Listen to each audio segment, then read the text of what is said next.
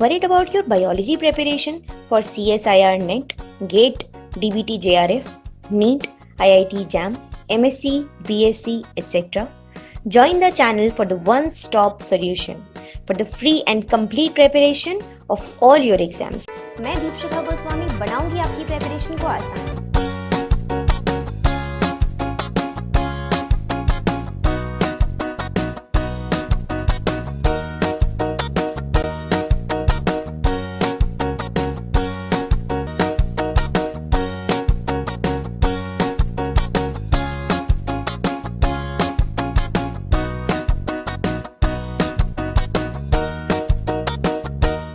से ठीक है। देखिए एक्सक्रीटरी सिस्टम के बारे में आज हम पढ़ने वाले हैं। यहाँ पर हमारा जो फर्स्ट टॉपिक है दैट इज एक्सक्रीटरी सिस्टम। इसको हम पूरा कवर करने की कोशिश करेंगे, चाहे आज एक सेशन में या दो सेशन में। ठीक है, एक्सक्रीटरी सिस्टम।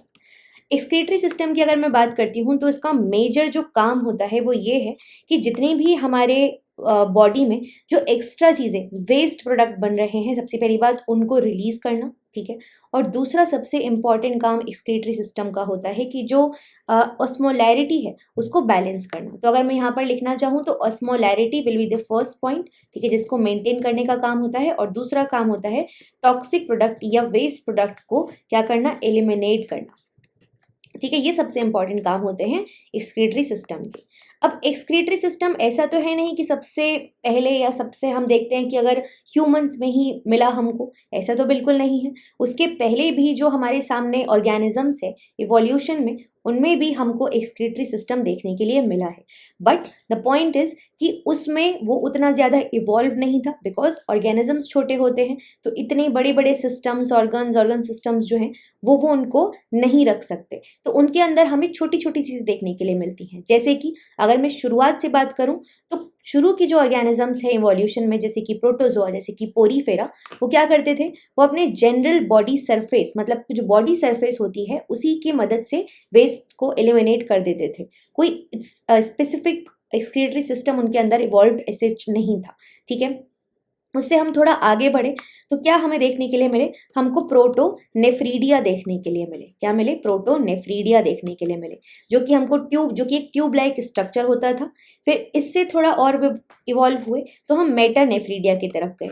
देन हम चले नेफ्रॉन्स की तरफ, और नेफ्रॉन्स के बाद हमको देखने मिले मेटानेफ्रॉन्स। तो बेसिकली अगर मैं ह्यूमंस में बात करती हूँ तो we have nephrons, we have kidneys, we have nephron system, metanephron system. ये सब हमको देखने के लिए मिला किसमें, अगर मैं बात करती हूँ मैमल्स के केस में या ह्यूमंस के केस में। ठीक है, अब सबसे इंपॉर्टेंट आपसे जो क्वेश्चंस जहाँ से पूछी जाती हैं चीज़ें वो होते हैं कि जो एक्सक्रीटरी प्रोडक्ट है, मतलब क्या सभी ऑर्गेनिजम्स, अगर मैं लोअर इवोल्यूशन में लोअर ऑर्गेनिजम्स से शुरुआत करूं और हायर तक जाऊं, तो क्या सारे के सारे ऑर्गेनिजम्स सेम प्रकार का एक्सक्रीटरी प्रोडक्ट जो है या एक्सक्रीशन में जो चीज़ें हैं वो एक्सक्रीट करते हैं, क्या वो उनका टाइप सेम होता है? तो ऐसा बिल्कुल भी नहीं होता है। इसका मतलब क्या होता है फिर, दैट मीन्स कि डिफरेंट प्रोडक्ट्स होते हैं एक्सक्रीटरी प्रोडक्ट्स, जो कि आपके जो अलग अलग ऑर्गेनिजम्स है वो एक्सक्रीट आउट करते हैं। ठीक है, इस बेसिस पर हम यहाँ पर मेजर तरीके से 3 कैटेगरी में हम इसको डिवाइड कर सकते हैं। तो टाइप ऑफ एक्सक्रीटरी प्रोडक्ट के बेसिस पर हम क्या करते हैं, हम इसको 3 कैटेगरीज में डिवाइड कर लेते हैं। ठीक है, सबसे पहली कैटेगरी हमारे सामने आती है वो ऑर्गेनिजम्स जो कि फ्रेश वाटर में रिजाइड करते हैं या फ्रेश वाटर में साफ पानी में जो कि रहते हैं। ठीक है, जो नमकीन पानी नहीं है, फ्रेश वाटर। ठीक, अब जो फ्रेश वाटर में रहते हैं तो सिंपल बात है, उनके आसपास का जो एरिया है ना वो काफ़ी अच्छा खासा उसमें पानी है। तो अगर वो कोई ऐसा प्रोडक्ट रिलीज करेंगे जो कि पानी में मिल के टॉक्सिसिटी जिसकी कम हो जाए, तो वो इनके लिए काफ़ी कन्वीनियंट ऑप्शन है। ठीक है, तो सिंपल बात तो पहली बात तो ये है कि जितने भी एक्सक्रीटरी प्रोडक्ट होते हैं वहाँ पे नाइट्रोजनस वेस्ट का डोमिनेंस रहता है। किसका? नाइट्रोजनस वेस्ट का, मतलब नाइट्रोजन आपको उन वेस्ट में मिलती है। ठीक है, नाइट्रोजनस वेस्ट हम इनको बोलते हैं। तो अगर मैं फ्रेश वाटर ऑर्गेनिजम्स की बात करती हूँ तो यहाँ पे हमको क्या मिलेगा, nitrogenous waste in the form of ammonia ये रिलीज करते हैं। किसके फॉर्म में? अमोनिया। जो कि काफ़ी ज़्यादा टॉक्सिक होती है। इसको रिलीज होने के लिए काफ़ी सारा आसपास पानी चाहिए होता है। तो वो ऑर्गेनिजम्स जो कि डेजर्ट वगैरह में रिजाइड करते हैं, डेफिनेटली वो अमोनिया को एज अ प्रोडक्ट एक्सक्रीट नहीं कर सकते, ठीक है, क्योंकि टॉक्सिसिटी इसकी अच्छी खासी हाई होती है। अब अमोनिया की अगर मैं बात करती हूँ तो इन ऑर्गेनिजम्स को हम बोलते क्या है, इनको नाम दिया जाता है अमोनोटेलिक ऑर्गेनिजम्स, अमोनोटेलिक ऑर्गेनिजम्स, ठीक है। अब ये अमोनोटेलिक ऑर्गेनिजम्स की कुछ खास एग्जाम्पल यहाँ पे मैं आपको दिखाऊंगी। तो सबसे पहले एग्जाम्पल हो जाएगा हमारे सामने फिशेस का, और फिशेस में भी कुछ स्पेसिफिक टाइप की फिशेस रहेंगी जैसे कि बोनी फिशेस, ठीक है। उसके बाद में अगर मैं एम्फीबियंस की बात करती हूँ जो कि कभी पानी में भी रहते हैं और कभी बाहर भी रहते हैं, जमीन पर भी, टेरेस्ट्रियल एरिया में भी। तो एम्फीबियंस जो हैं जिसमें कि लार्वल फॉर्म जो कि मेनली आपको कहाँ मिलती है, पानी में मिलती है। तो लार्वल फॉर्म ऑफ एम्फीबियंस जो है वो आपको फ्रेश वाटर ऑर्गेनिजम्स के एग्जाम्पल में दिखाई देते हैं। जो सेकेंड कैटेगरी हमको यहाँ देखने मिलती है वो होती है ऐसे ऑर्गेनिजम्स की जो कि कहाँ पे रहते हैं, जो कि टेरेस्ट्रियल रेजिम में रहते हैं। टेरेस्ट्रियल मतलब कि जमीन पर रहते हैं, ठीक है। टेरेस्ट्रियल जो ऑर्गेनिजम्स होते हैं वो नाइट्रोजनस वेस्ट को in the form of urea eliminate करते हैं। ऐसे ऑर्गेनिजम्स को हम क्या बोलेंगे, यूरियोटेलिक बोलेंगे। क्या बोलेंगे, यूरियोटेलिक ऑर्गेनिजम्स। यूरियोटेलिक ऑर्गेनिजम्स के एग्जाम्पल में कौन कौन आएगा, अडल्ट एम्फीबियंस आ जाएंगे, अडल्ट एम्फीबियंस आ जाएंगे, ठीक है। इसके अलावा मैमल्स आ जाएंगे, इसके अलावा कार्टिलेजिनस फिशेज आ जाएंगी, कार्टिलेजिनस फिशेज आ जाएंगी, ठीक है।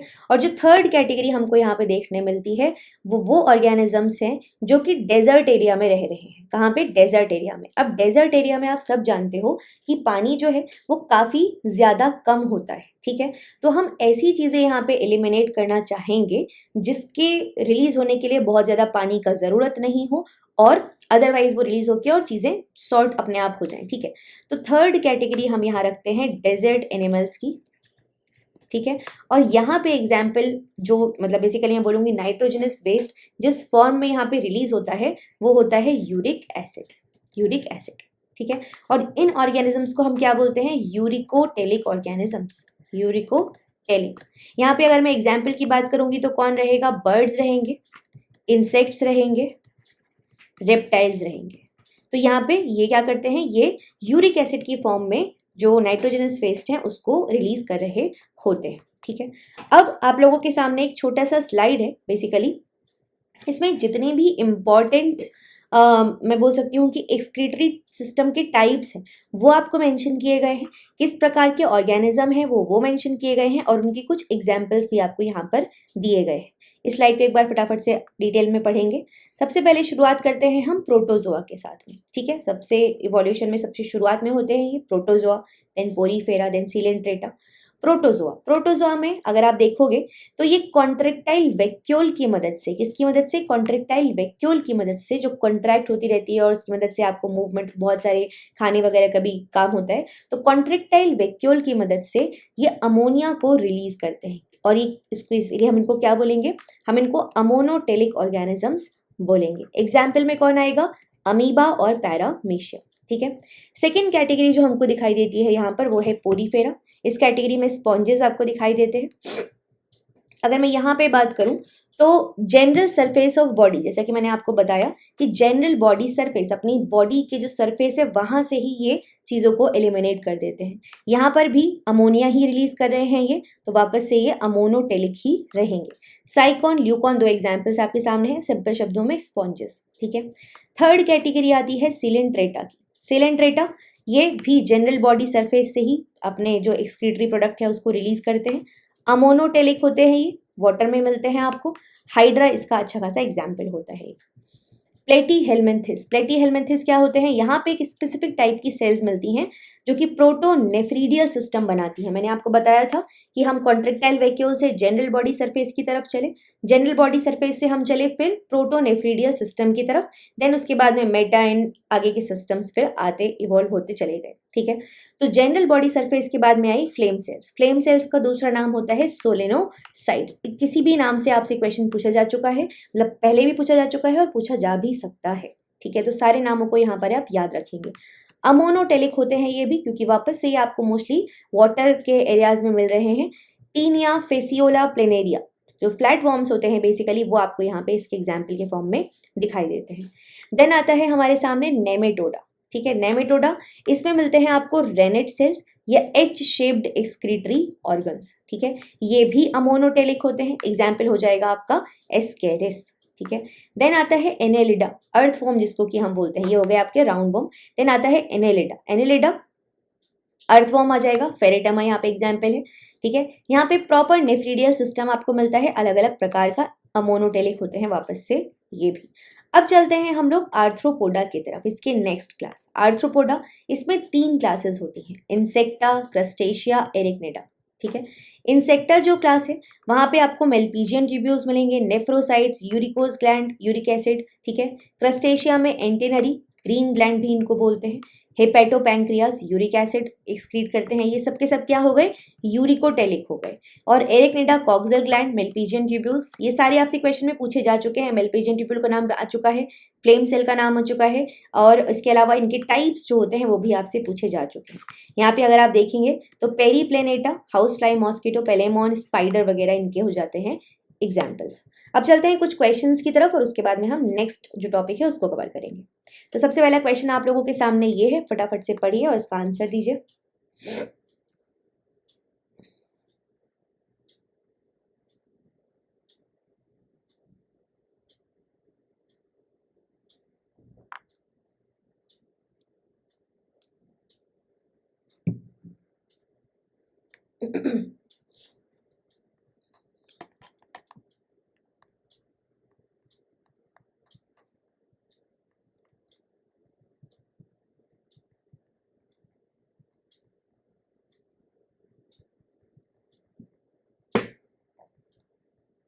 ओके, आराध्या ए, मधु बी,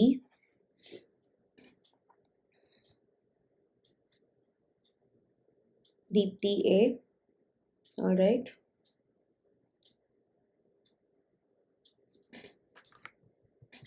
चलिए देखिए, among the following which group of organism is not uricotelic, आपसे पूछा है कि यूरिकोटेलिक कौन नहीं है, ठीक है। गुंजन ए, नीरू डी, ठीक है। अब सोच के देखो खुद से कि यूरिकोटेलिक मतलब यूरिक एसिड एक्सक्रीट करने वाले मैमल्स की अगर मैं बात करूं तो मैंने उनको किस कैटेगरी में रखा था, यूरियोटेलिक, है ना। यूरिया एक्सक्रीट करते हैं मैमल्स, ना कि यूरिक एसिड एक्सक्रीट करते हैं। हमने रेप्टाइल्स और इंसेक्ट्स का नाम तो सुना ही था यूरिक एसिड में, बर्ड्स भी साथ में यूरिक एसिड ही एक्सक्रीट कर रही होती हैं, because they fly, do not have, they are not in the vicinity of water, और यूरिक एसिड के लिए बहुत कम पानी की जरूरत होती है, इसलिए ये लोग यूरिक एसिड को एक्सक्रीट करते हैं या नाइट्रोजनस वेस्ट को एक्सक्रीट करते हैं in the form of uric acid, ठीक है। तो A option is the correct answer in this case. Next question की तरफ चलते हैं, फटाफट से पढ़ लीजिए।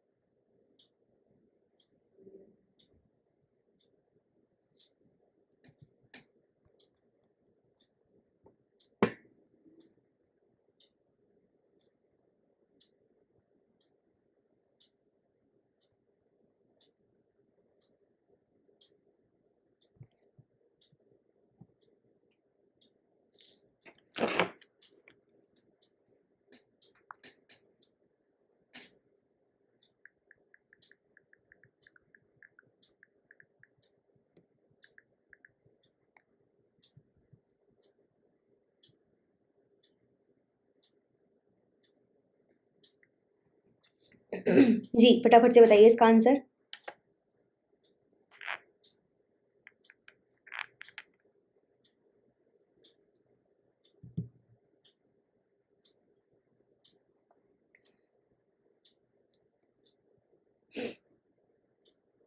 Aaradhya D, okay.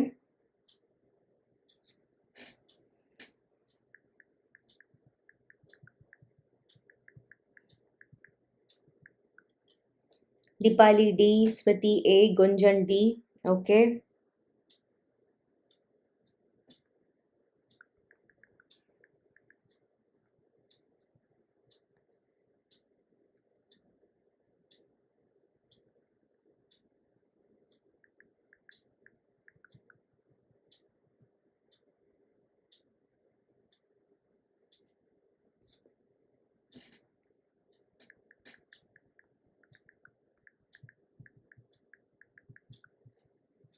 Deepti D, Bhumi D, काफी लोगों का आंसर यहाँ पर डी दिखाई दे रहा है हमको। चलिए ठीक है। ओके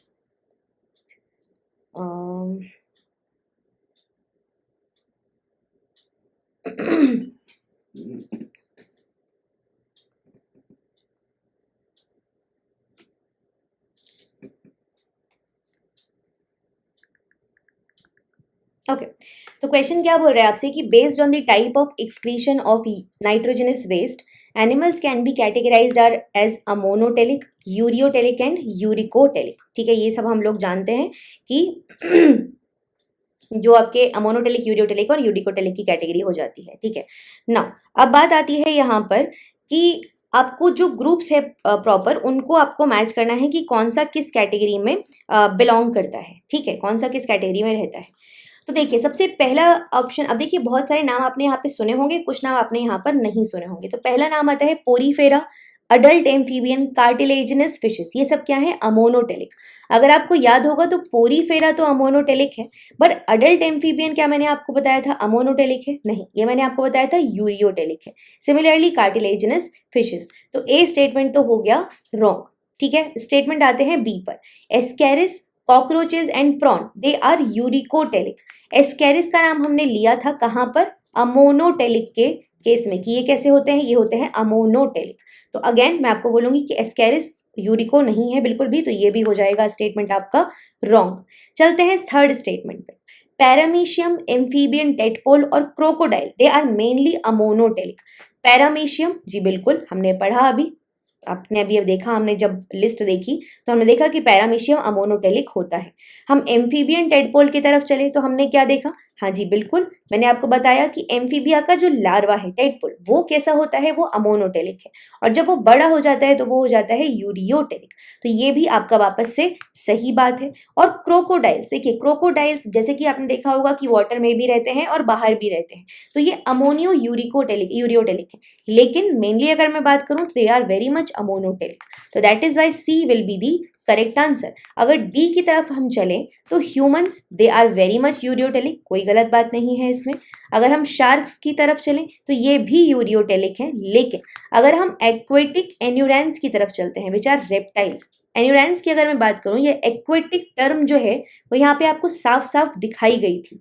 और जो ऑर्गेनिजम्स मेनली वाटर में रह रहे हैं, मैंने अभी आपको क्या बताया कि वो कैसे होंगे? वो यूरियोटेलिक नहीं होंगे, वो मेनली होंगे अमोनोटेलिक, मतलब कि अमोनिया वो रिलीज कर रहे होंगे। तो एक्वेटिक एन्यूरेंस जो होते हैं वो कैसे हो गए? वो हो गए अमोनोटेलिक। दैट इज वाई जो स्टेटमेंट आपका डी है, that will be also be wrong statement. तो सी आपका यहाँ पर हो जाएगा करेक्ट आंसर। ठीक है, नेक्स्ट क्वेश्चन की तरफ चलते हैं, फटाफट से पढ़ लीजिए।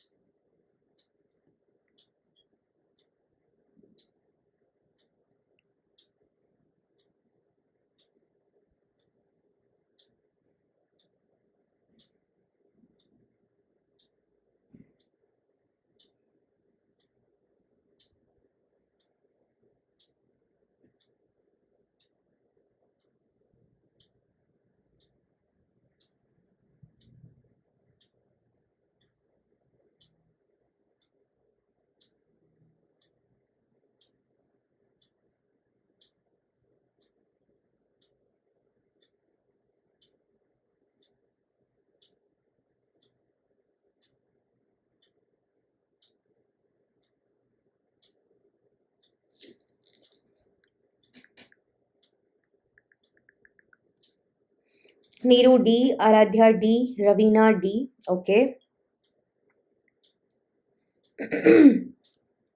Very good.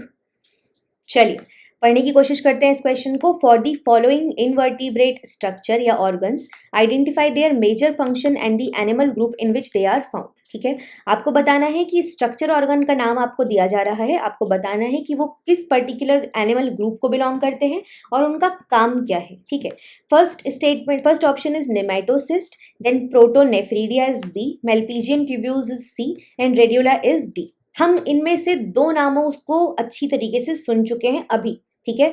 एक है प्रोटोनेफ्रीडिया और एक है मेलपीजियन ट्यूब्यूल्स। अगर आप बात करेंगे प्रोटोनेफ्रीडिया और मेलपीजियन ट्यूब्यूल्स, ये दोनों ही क्या कर रहे हैं, एक्सक्रीशन का काम कर रहे हैं। प्रोटोनेफ्रीडिया आपकी जो इनिशियल ऑर्गेनिजम्स हैं इवोल्यूशन में, उनमें मिलेंगे, और जो मेलपीजियन ट्यूब्यूल्स है ये आपको इंसेक्टा में देखने के लिए मोस्टली मिल रही थी, आर्थ्रोपोडा में देखने के लिए आपको ये मिल रहे थे, ठीक है। तो सबसे पहले स्टेटमेंट देखते हैं। ए स्टेटमेंट दैट इज नेमेटोसिस्ट, हमें पता है बी और सी के बारे में, हम उधर से शुरू करेंगे। तो बी यहाँ पे लिखा है मोलस्का एक्सक्रीशन के साथ में, और सी लिखा है रेस्पिरेशन। तो ये ए तो बिल्कुल नहीं हो सकता, हम सिर्फ अभी फंक्शन जानते हैं, हम उसी से रिलेट करते हैं, ठीक है। Second, excretion and excretion, B can be the correct answer. C देखते हैं, रेस्पिरेशन रेस्पिरेशन वापस से गलत, and excretion excretion this can also be the correct answer. अब हम चलते हैं डिटेल्ड उस पर।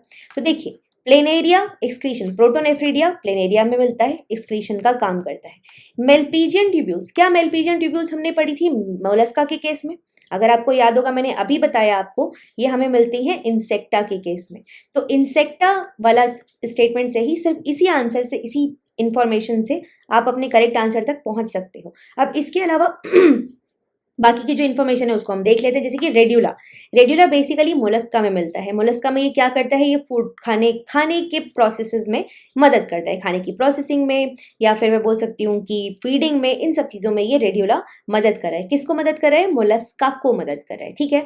नेमेटोसिस्ट क्या करता है, ये एंथोजोआ में प्रेजेंट होता है और ये प्रे को कैप्चर करने में काम में आता है। तो इस तरीके से ये चार हमारे पास जो स्टेटमेंट थे उनको हम समझ चुके हैं यहाँ पर, ठीक है। अब चलते हैं हम लोग next part of excretory system की तरफ, विच इज कि अब हम देखेंगे जो ह्यूमंस के केस में एक्सक्रीटरी सिस्टम है उसकी कहानी कैसी है, ठीक है। तो कुछ ऐसा सा स्ट्रक्चर होता है, ये आप सभी ने देखा होगा इन केस ऑफ किडनी अगर मैं बात करती हूँ, और किडनी में भी अगर मैं आगे जाऊं तो जो आपके नेफ्रॉन होते हैं, ठीक है। थोड़ा डिटेल में स्ट्रक्चर दिखाती हूँ आपको। फॉर एग्जाम्पल आपने देखा होगा कि किडनी कैसी सी होती है, कुछ इस तरीके का स्ट्रक्चर होता है। फॉर एग्जाम्पल लेट्स से मैं दिखाती हूँ आपको, एक सेकेंड रुकिए। हाँ जी, तो कुछ इस तरीके से आपने देखा होगा सिस्टम, यहाँ पे किडनीज प्रेजेंट होती हैं, ठीक है। एंड देन फिर यहाँ से आपका ये एलिमिनेशन का काम होता है, और ये जोड़ रही होती हैं इस तरीके से यहाँ पे, और यूरेटर के थ्रू चीज़ें जो हैं वो एलिमिनेट हो जाती, कुछ ऐसा सा स्ट्रक्चर होता है। तो ये जो किडनी है ये कुछ बीन शेप की स्ट्रक्चर यहाँ पे पाई जाती है। इस किडनी में अगर मैं थोड़ा डिटेल में बात करूँ तो कुछ कैसा सा स्ट्रक्चर होता है, कुछ इस प्रकार का स्ट्रक्चर होता है, ठीक है। और इस प्रकार के स्ट्रक्चर में भी और अगर हम थोड़ा सा आगे बढ़ें तो आप देखेंगे कि यहाँ पे फर्स्ट ऑफ ऑल तो ये जो निकल रही थी यहाँ से पाइप जैसी ट्यूब जैसा स्ट्रक्चर वो प्रेजेंट है। उसके अलावा और क्या प्रेजेंट है यहाँ पर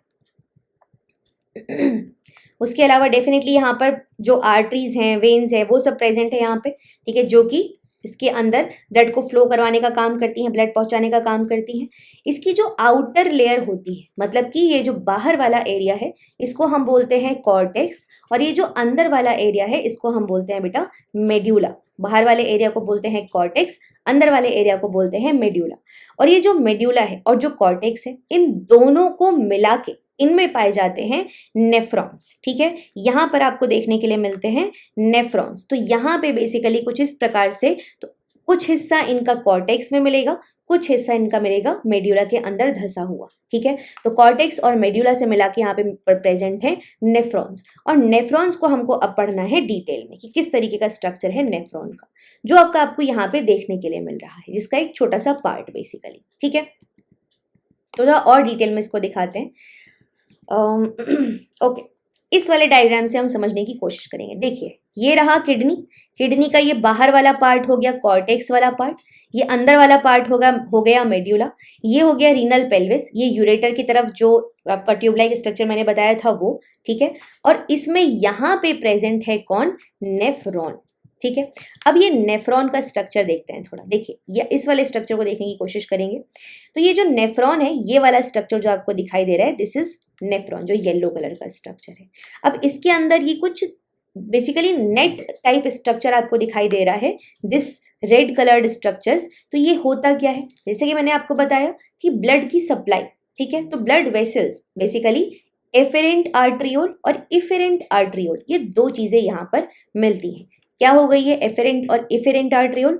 तो बेसिकली एक होती है जो कि ब्लड को लेके आती है और दूसरी होती है जो कि लेके जाती है। तो जो अंदर लेकर आती है उसको हम बोलते हैं एफेरेंट आर्ट्रियोल, ठीक है, और जो लेके जाती है उसको हम बोलते हैं efferent. E stands for exit, बाहर लेकर जाना, इफेरेंट आर्ट्रियोल, ठीक है। इस तरीके से हम इसके स्ट्रक्चर को यहाँ पर समझते हैं। ओके, ये हो गया आपका। अब ये जो नेट टाइप का स्ट्रक्चर यहाँ पर दिखाई दे रहा है आपको, इसको हम बोलते हैं बेटा ग्लोमेरुलस, ठीक है। तो इसको मैं थोड़ा एक और आपको डायग्राम की मदद से बनाने की कोशिश करती हूँ। तो ये देखिए,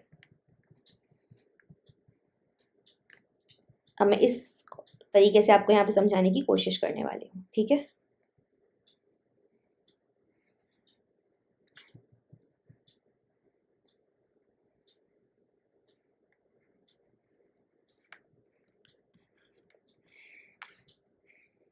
हाँ जी, ये जो स्ट्रक्चर आपको दिखाई दे रहा है ये है बाउमेन कैप्सूल। क्या दिखाई दे रहा है, बाउमेन कैप्सूल, ठीक है।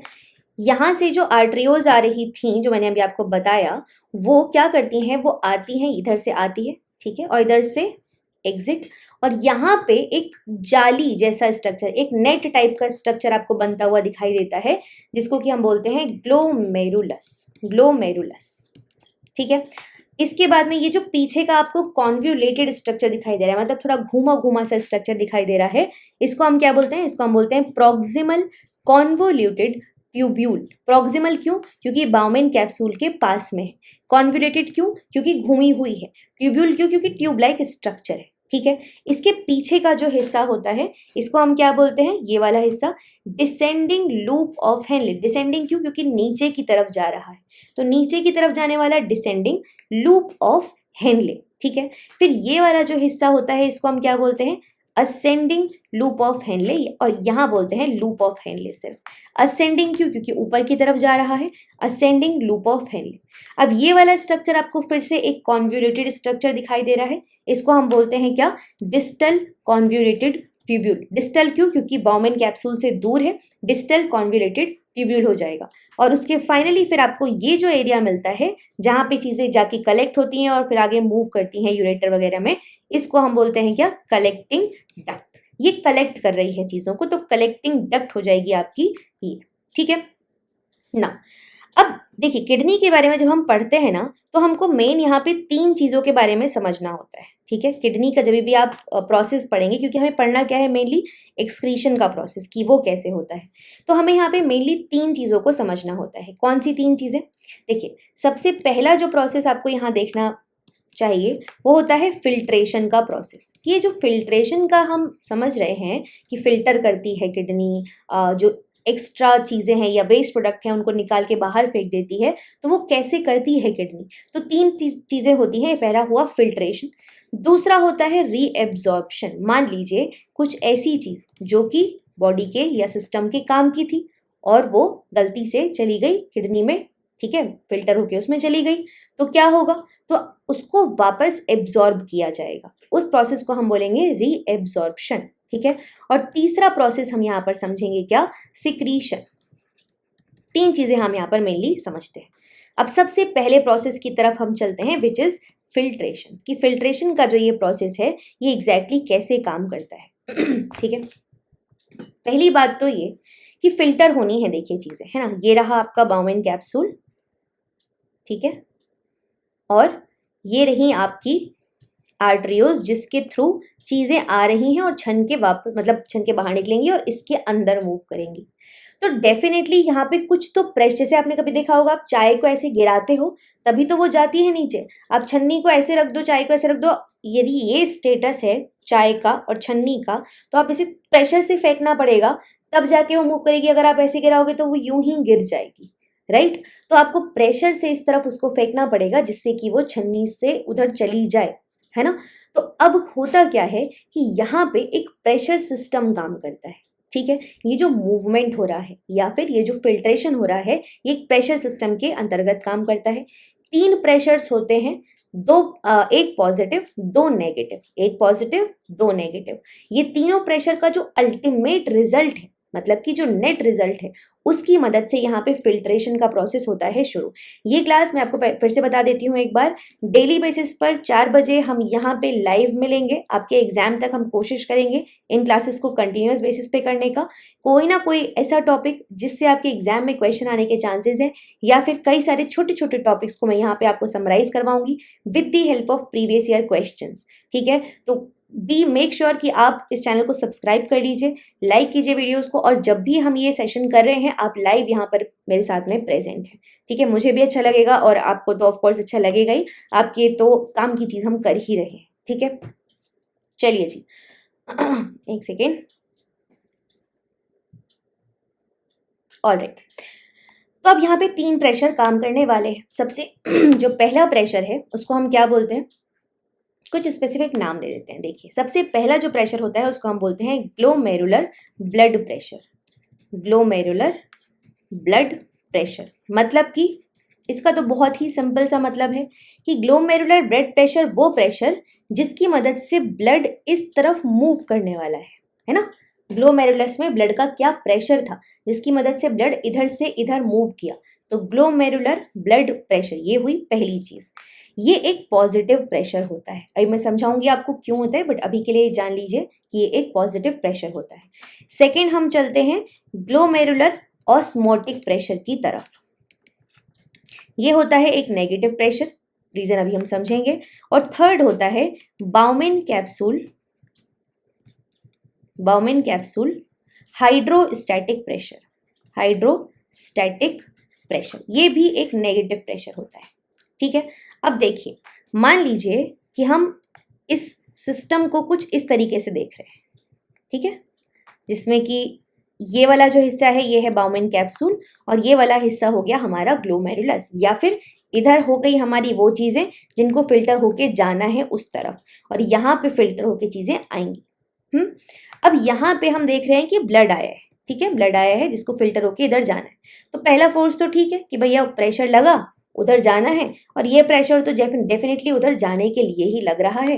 तो ये प्रेशर हो गया ग्लोमेरुलर ब्लड प्रेशर, जो कि हो गया पॉजिटिव। ठीक है, दूसरा चलते हैं ग्लोमेरुलर ऑस्मोटिक प्रेशर। अब मान लीजिए यहाँ पे जो भी प्रोटीन्स हैं, जो भी आयंस हैं, जो भी सब्सटेंसेस हैं, डेफिनेटली वो ऑलरेडी किसी ना किसी चीज के इंटरेक्शन में होंगे, है ना। कोई ना कोई चीजों के साथ में वो इंटरेक्शन में होंगे। तो डेफिनेटली जो चीजें यहाँ पे प्रेजेंट है ये इनको कहीं ना कहीं रोकेंगी। कोलॉइडल प्रेशर जिसको कि हम बोल सकते हैं, ऑस्मोटिक कोलॉइडल प्रेशर, तो हम बोल सकते हैं कि कोई ना कोई चीजें होंगी जिनके साथ में ये इंटरेक्शन में होंगे, जुड़े होंगे, बंधे होंगे, जो इनको रोकेंगी, वहां जाने से रोकेंगी। तो जब रोकेंगी तो डेफिनेटली ये प्रेशर एक नेगेटिव डायरेक्शन में लगेगा। तो ग्लोमेरुलर ऑस्मोटिक प्रेशर जो होगा वो एक नेगेटिव प्रेशर हो जाएगा। और तीसरा होगा, इस बाउमेन कैप्सूल के अंदर भी तो कुछ चीजें होंगी। जब इधर से चीजें इधर आना चाहेंगी तो यहाँ की चीजें इनको रोकेंगी, इनको इनहिबिट करेंगी कि भाई तुम इधर मत आओ, उधर ही रहो अपनी जगह पर। तो इधर मत आओ, उधर ही रहो, दैट मीन्स हम रोक रहे हैं, और रोक रहे हैं तो ये प्रेशर वापस से एक ऑपोजिट डायरेक्शन में लग रहा है, और ऑपोजिट डायरेक्शन में लग रहा है तो हम क्या बोलेंगे कि ये भी एक कैसा प्रेशर है, बाउमेन कैप्सूल हाइड्रोस्टैटिक प्रेशर भी एक नेगेटिव प्रेशर हो जाता है। तो इस तरीके से इन तीनों प्रेशर्स का जो नेट रिजल्ट आएगा वो बनाएगा आपका नेट फिल्ट्रेशन प्रेशर। ठीक है, तो अगर अब मैं बात करूं नेट फिल्ट्रेशन प्रेशर के बारे में, नेट फिल्ट्रेशन प्रेशर, तो वो क्या हो जाएगा बेटा, वो हो जाएगा यहाँ पे सबसे पहला प्रेशर जो था that is glomerular blood pressure.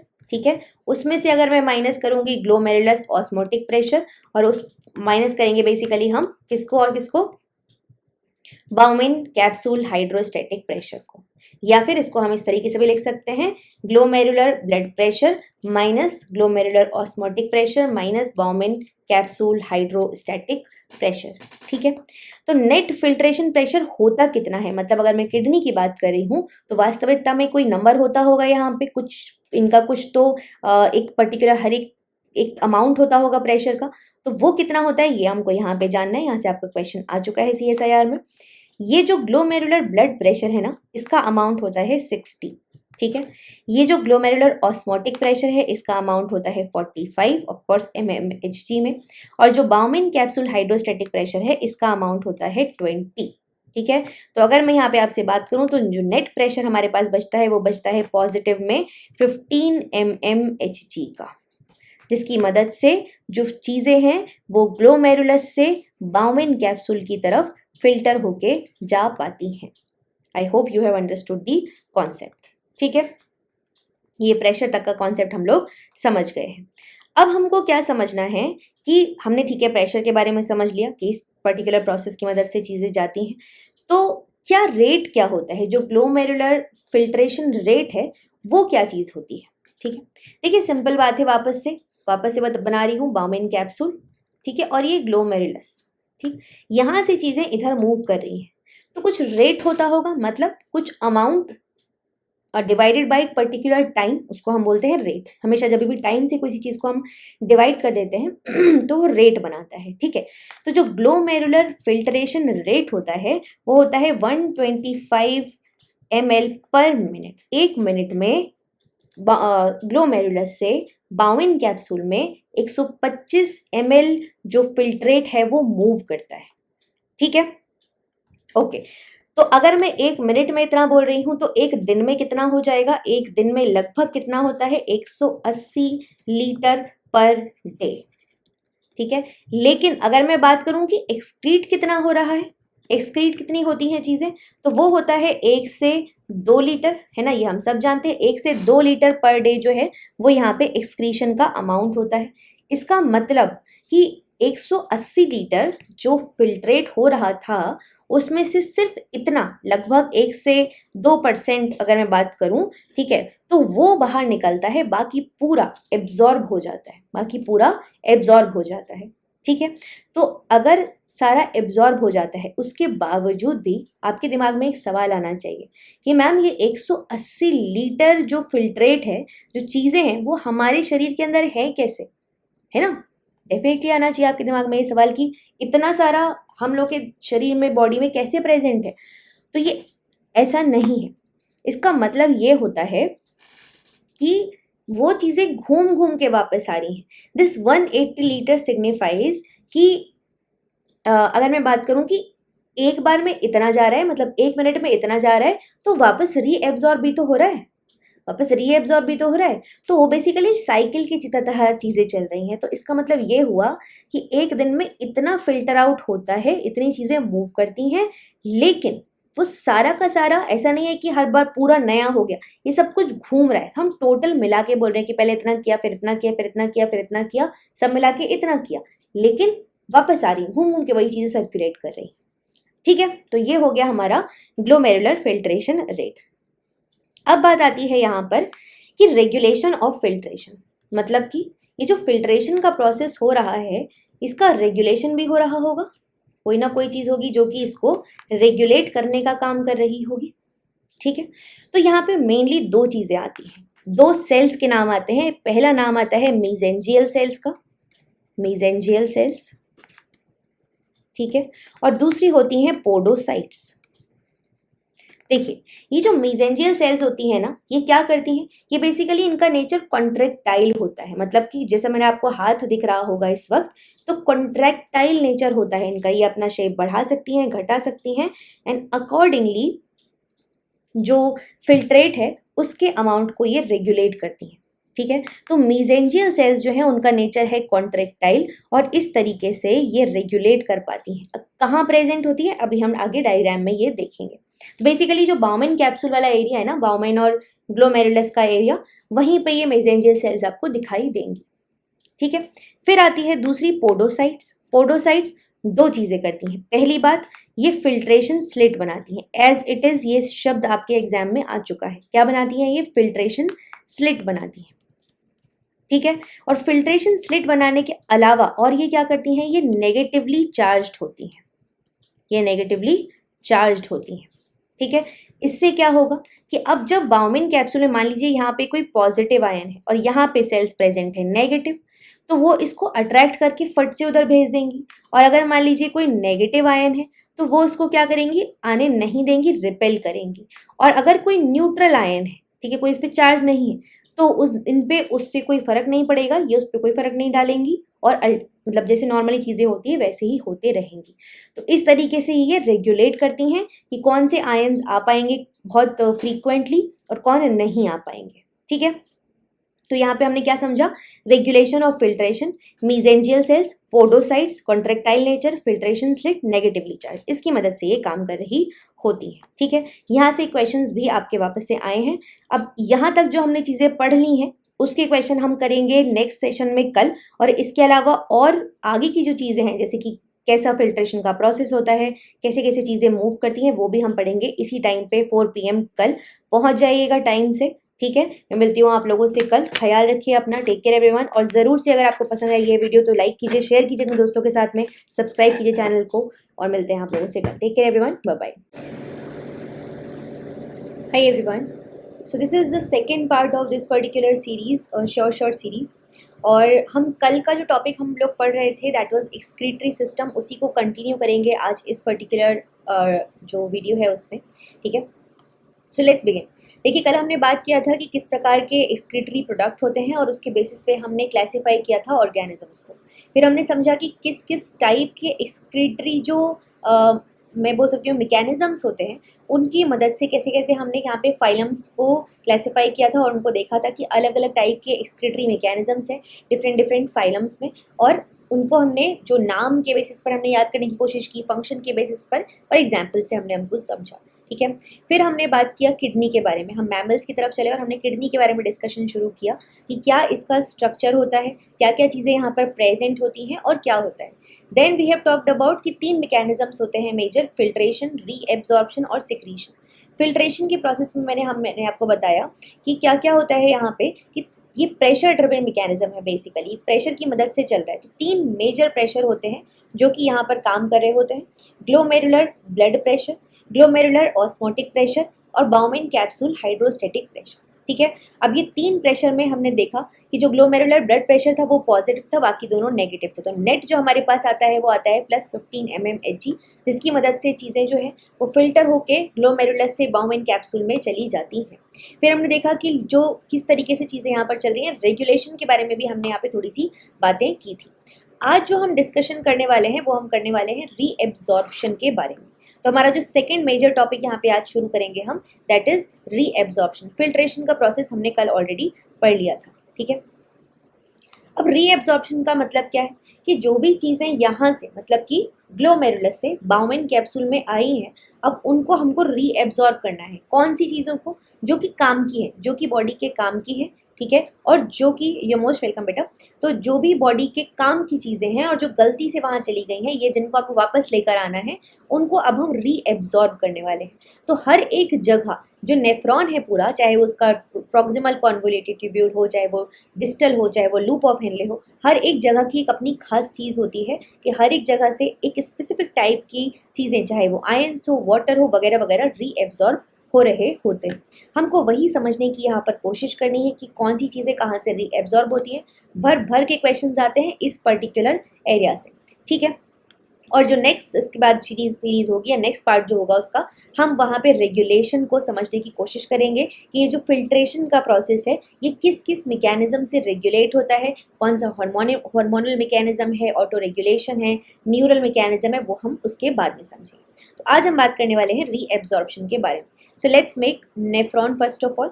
ठीक है, एक छोटा सा प्यारा सा डायग्राम बना लेते हैं आपके समझने के लिए, और इसको थोड़ा सिंपल रखते हैं सो दैट यू अंडरस्टैंड कि यहाँ पे किस तरीके से चीज़ें हो रही हैं। ठीक है, and then we'll be doing previous year questions. तो ध्यान से सुनिएगा जिससे कि सारे क्वेश्चंस का सही आंसर आप लोग मुझे बता पाएँ अल्टीमेटली। तो अब आप लोगों को ये याद है कि ये वाला जो पार्ट था that was bowmen capsule, this was proximal convoluted tubule, this was descending loop of Henley, this was loop of Henley, this is ascending loop of Henle, and this is collecting duct, and this is distal convoluted tubule। ठीक है, अब हम चलते हैं चीज़ों के reabsorption की तरफ, but before that let's make glomerulus as well. ठीक है, ये एफेरेंट आर्ट्रियोल हो गया और ये इफेरेंट आर्ट्रियोल हो चुका है यहाँ। ठीक है, चलिए जी, तो सबसे पहले हम बात करते हैं देखिए, जब फिल्टर होना यहाँ पे चीज़ें शुरू होती है, जब यहाँ पे चीज़ें आई बहते हुए, ठीक है, ब्लड के हेल्प से, तो यहाँ से चीज़ें जब फिल्टर आउट होने वाली हैं, ठीक है, इस पॉइंट पे इनकी कोई कॉन्सेंट्रेशन होगी, कोई ऑस्मोलैरिटी होगी, कितने आयन से क्या क्या चीज़ें यहाँ पे प्रेजेंट है। तो उस बेसिस पे अगर मैं आपको यहाँ पर बताती हूँ, तो यहाँ पे इसकी ऑस्मोलैरिटी होती है 300 ऑस्मोल, 300 ऑस्मोल, ठीक है। अब जब चीज़ें फिल्टर होके बाउमिन कैप्सूल में जाती हैं, उस पॉइंट पे उनकी ऑस्मोलैरिटी कितनी होती है, 300 ऑस्मोल, ठीक है। तो अब आप ये समझ सकते हो कि लगभग सारी ही चीज़ें फिल्टर होके चली जा रही हैं, तो फिर बचेगा क्या। तो बहुत सिंपल सी बात है कि फिल्टर हो रहा है, मतलब कि यहाँ पे ये फर्स्ट लेवल ऑफ फिल्टर था कि जब हमने चीज़ों को फिल्टर आउट करके उस तरफ भेज दिया है, लेकिन अब हमें चीज़ों को वापस से रीएब्जॉर्ब करना है, ठीक है। तो पहली बात तो ये कि यहाँ पे सेल्स पाई जाती हैं, डेफिनेटली ये नेफ्रॉन है, इसकी लेयर होगी, यहाँ पे सेल्स पाई जाएंगी। इसके बाहर का जो एरिया मैं ये भी बना देती हूँ, ये जो रीजन होगा आधा ऊपर की तरफ होगा कॉर्टेक्स, और नीचे की तरफ जो रीजन होगा उसको हम बोलेंगे मेड्यूला, ठीक है। इसके अलावा सेल्स के बाहर, नेफ्रॉन के बाहर अगर मैं बात करती हूँ, आपको पता है सेल्स के बाहर मिलता है इंटरस्टिशियल फ्लूइड, और उसके बाहर बाद में मिलती हैं ब्लड की कैपिलरीज, ठीक है, ब्लड वेसल्स या ब्लड कैपिलरीज, वॉट एवर जो आप समझना चाहो जिससे भी इसको, ठीक है। अब यहाँ पे देखते हैं हम सबसे पहले प्रॉक्सिमल कॉन्वोल्यूटेड ट्यूब्यूल। यहाँ से मेनली जिन चीज़ों का रीएब्जॉर्प्शन होता है वो होते हैं ऑर्गेनिक सब्सटेंसेस। क्या होते हैं? ऑर्गेनिक सब्सटेंसेस, ठीक है। अब यहाँ से हम आगे बढ़ते जा रहे हैं धीरे धीरे, तो आप देखोगे कि इसकी कॉन्सेंट्रेशन जो है वो बढ़ जाएगी। क्यों? क्योंकि हमने कुछ चीज़ों को यहाँ से निकाल लिया, थोड़ा सा इसकी कॉन्सेंट्रेशन बढ़ेगी, और जब हम और आगे जाएंगे तो कॉन्सेंट्रेशन जो है वो काफ़ी ज़्यादा हमको बढ़ती हुई दिखाई देगी। आप बोलोगे मैम क्यों बढ़ रही है इसकी कॉन्सेंट्रेशन? तो सिंपल बात है कि अगर मान लो तुमने चीनी और पानी का एक शेक बनाया या एक मिक्सचर बनाया, और उसमें से तुम पानी को कम करते गए, तो वो जो सॉल्यूशन है वो और ज़्यादा कॉन्सेंट्रेटेड होता जाएगा। क्यों? क्योंकि सिर्फ पानी का चीनी का अमाउंट वहाँ बढ़ता जाएगा, है ना, और कंपैरेटिवली पानी आपने निकाल लिया है उस सॉल्यूशन में से। तो यहाँ पे भी यही होता है। ये जो डिसेंडिंग लूप ऑफ हेनले है, यहाँ से हम क्या करते हैं, वाटर को निकाल लेते हैं, वाटर इस एरिया से बाहर निकल आता है, ठीक है। अब क्योंकि वाटर यहाँ से रीएब्जॉर्ब हो रहा है, तो आप देखेंगे कि डाउनवर्ड्स इसका जो कॉन्सेंट्रेशन है वो 1200 तक लगभग पहुँच जाती है इसकी ऑस्मोलैरिटी, ठीक है। अब इससे हम और आगे बढ़े इस तरफ, असेंडिंग लूप ऑफ हेनले की तरफ, तो यहाँ पे ऐसे बहुत सारे चैनल्स होते हैं जिसकी मदद से आयंस बाहर की तरफ मूव कर रहे होते हैं, ठीक है। आयंस जैसे कि सोडियम हो गया, जैसे कि पोटेशियम हो गया, कैल्शियम हो गया, क्लोराइड हो गया, एक्सेट्रा। अब क्योंकि आयंस यहाँ से बाहर मूव कर रहे हैं, तो वापस से जो सोल्यूशन है, अब मैं चीनी निकाल लूँ तो वापस से वो सोल्यूशन कैसा हो जाएगा, डाइल्यूट हो जाएगा। तो इसकी कॉन्सेंट्रेशन मुझे वापस से कम होती हुई दिखाई देती है, लग 800, देन 600, देन 400, देन 200, एक्सेट्रा, ठीक है। तो इस तरीके से कॉन्सेंट्रेशन आपको क्या दिख रही है, अब यहाँ पे कम होती हुई दिखाई दे रही है। अच्छा, अब सिंपल बात ये है, आप ये पूछोगे कि मैम ये हो क्यों रहा है, ठीक है। तो देखो, यहाँ पे चैनल्स पाए जाते हैं जिनका नाम क्या होता है, जिनका नाम होता है एक्वापोरेंस, AQP, ठीक है। और AQP, ये जो एक्वापोरेन चैनल होते हैं, इनसे वाटर ट्रैवल करता है, इनके थ्रू वाटर ट्रैवल करता है, तो वाटर यहाँ से बाहर आ जाता है। बट वाटर बाहर आ क्यों रहा है, उसका रीज़न यहाँ पे हमको मिलता है इस जगह पे। तो बेसिकली मैंने आपको बताया कि यहाँ पे भी बहुत सारे ऐसे प्रोटीन ट्रांसपोर्टर्स प्रेजेंट है जिसकी मदद से आयंस बाहर आ रहे हैं, ठीक है। अब जब आयंस बाहर आ रहे हैं, तो डेफिनेटली वो आयंस यहाँ कहीं मेड्यूला में प्रेजेंट होंगे, ये पूरा मेड्यूला है, यहीं प्रेजेंट होंगे। और अगर आप वाटर पोटेंशियल का कॉन्सेप्ट समझते हैं, तो आपको पता होगा कि वाटर पोटेंशियल के कॉन्सेप्ट के हिसाब से जहाँ जहाँ आयंस मूव करते हैं उसके पीछे वाटर मूव करता है, या मैं बोल सकती हूँ water always moves from an area of higher water potential to an area of lower water potential. मतलब जहाँ पानी ज़्यादा होगा वहाँ से वो उस तरफ मूव करेगा जहाँ पानी कम है।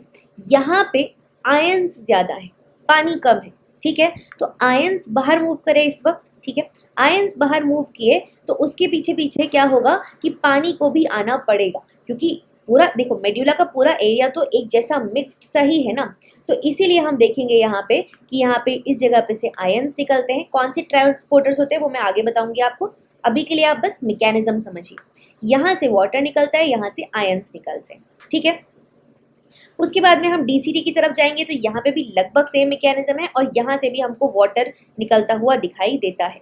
और अल्टीमेटली आप देखोगे तो क्योंकि अब फिर से यहाँ से वाटर इतना ज़्यादा निकल चुका है तो फिर से ये कॉन्सेंट्रेशन कैसा हो जाएगा, कॉन्सेंट्रेटेड हो जाएगा, ऑस्मोलैरिटी बहुत ज़्यादा बढ़ जाएगी।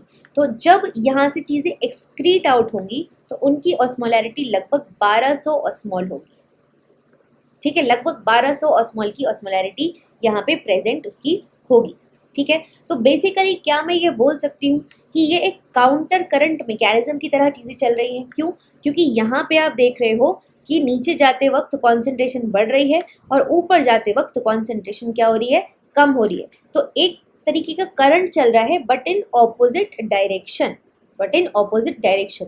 क्यों चल रहा है, हमने उसका रीज़न यहाँ पे समझा, because of various the movement of various ions and molecules like water, ठीक है।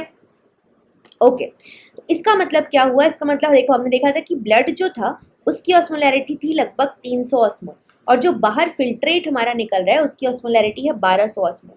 मतलब जो फिल्ट्रेट है, ठीक है, वो ब्लड के कंपैरिजन में 4 टाइम्स कॉन्सेंट्रेटेड होता है, ठीक है। नाउ आगे बढ़ते हैं। अब हम देखेंगे हर एक स्पेसिफिक जगह पे कौन कौन सी चीज़ें रिमूव होंगी और कौन से ट्रांसपोर्टर्स वहाँ पे पाए जाते हैं।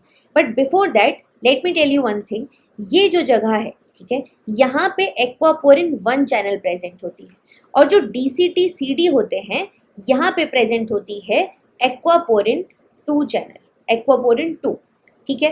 क्या डिफरेंस क्या है दोनों में, देखिए एक्वापोरिन 1 जो होती है ना, इसको एडीएच के द्वारा रेगुलेट किया नहीं जा सकता। ADH can not regulate this aquaporin channel.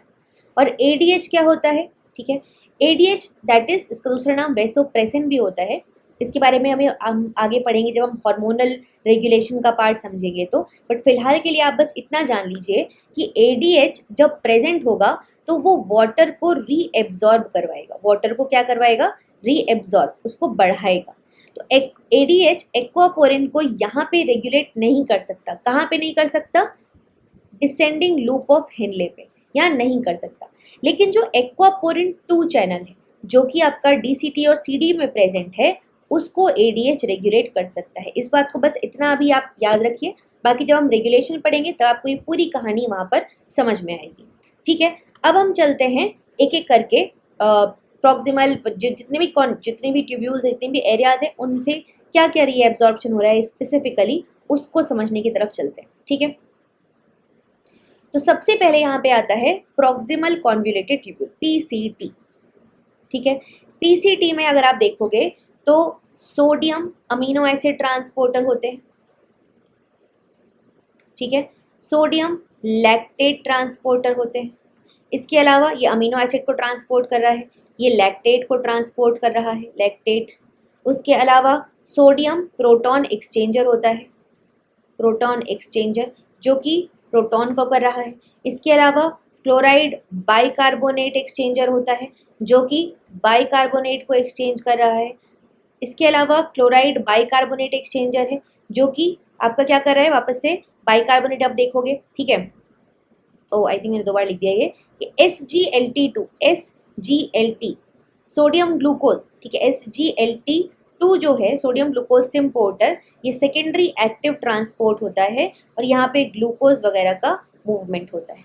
तो हमने क्या देखा कि जो ऑर्गेनिक मॉलिक्यूल्स हैं वो मेनली इस जगह से, जो प्रॉक्सिमल कॉन्वोल्यूटेड ट्यूब्यूल है वहाँ से मूव करते हैं या वहाँ से उनका रीएब्जॉर्प्शन होता है, ठीक है। ओके, नाउ आगे चलते हैं हम लोग। तो बेसिकली पेप्टाइड्स हो गए, ग्लूकोज हो गए, अमीनो एसिड्स हो गए, हॉर्मोन्स का भी यहाँ से रीएब्जॉर्प्शन होता देखा जाता है। नेक्स्ट हम चलते हैं डिसेंडिंग लूप ऑफ हेनले की तरफ। डिसेंडिंग लूप ऑफ हेनले, यहाँ से वाटर का रीएब्जॉर्प्शन होता है। कैसे होता है, एक्वापोरिन 1 की हेल्प से होता है और एडीएच इसको रेगुलेट नहीं कर सकता, एडीएच इसको रेगुलेट नहीं कर पाता है, ठीक है। थर्ड हम लोग चलते हैं ascending limb of loop of Henley या असेंडिंग लूप ऑफ हेनले की तरफ, ठीक है। यहाँ से भी वाटर का रीएब्जॉर्प्शन होता है और साथ ही साथ यूरिया का भी रीएब्जॉर्प्शन होता है। तो ये तो बात हो गई जो थिन सेगमेंट है, नीचे वाला सेगमेंट। उसके ऊपर यहाँ देखिए मैंने बनाया है डायग्राम में ये थिन सेगमेंट, यहाँ से वाटर का रीएब्जॉर्प्शन हो रहा है और यूरिया का। अब नेक्स्ट आएगा जो थिक सेगमेंट है असेंडिंग लूप, इस लूप ऑफ हेनले का। Just give me a moment guys.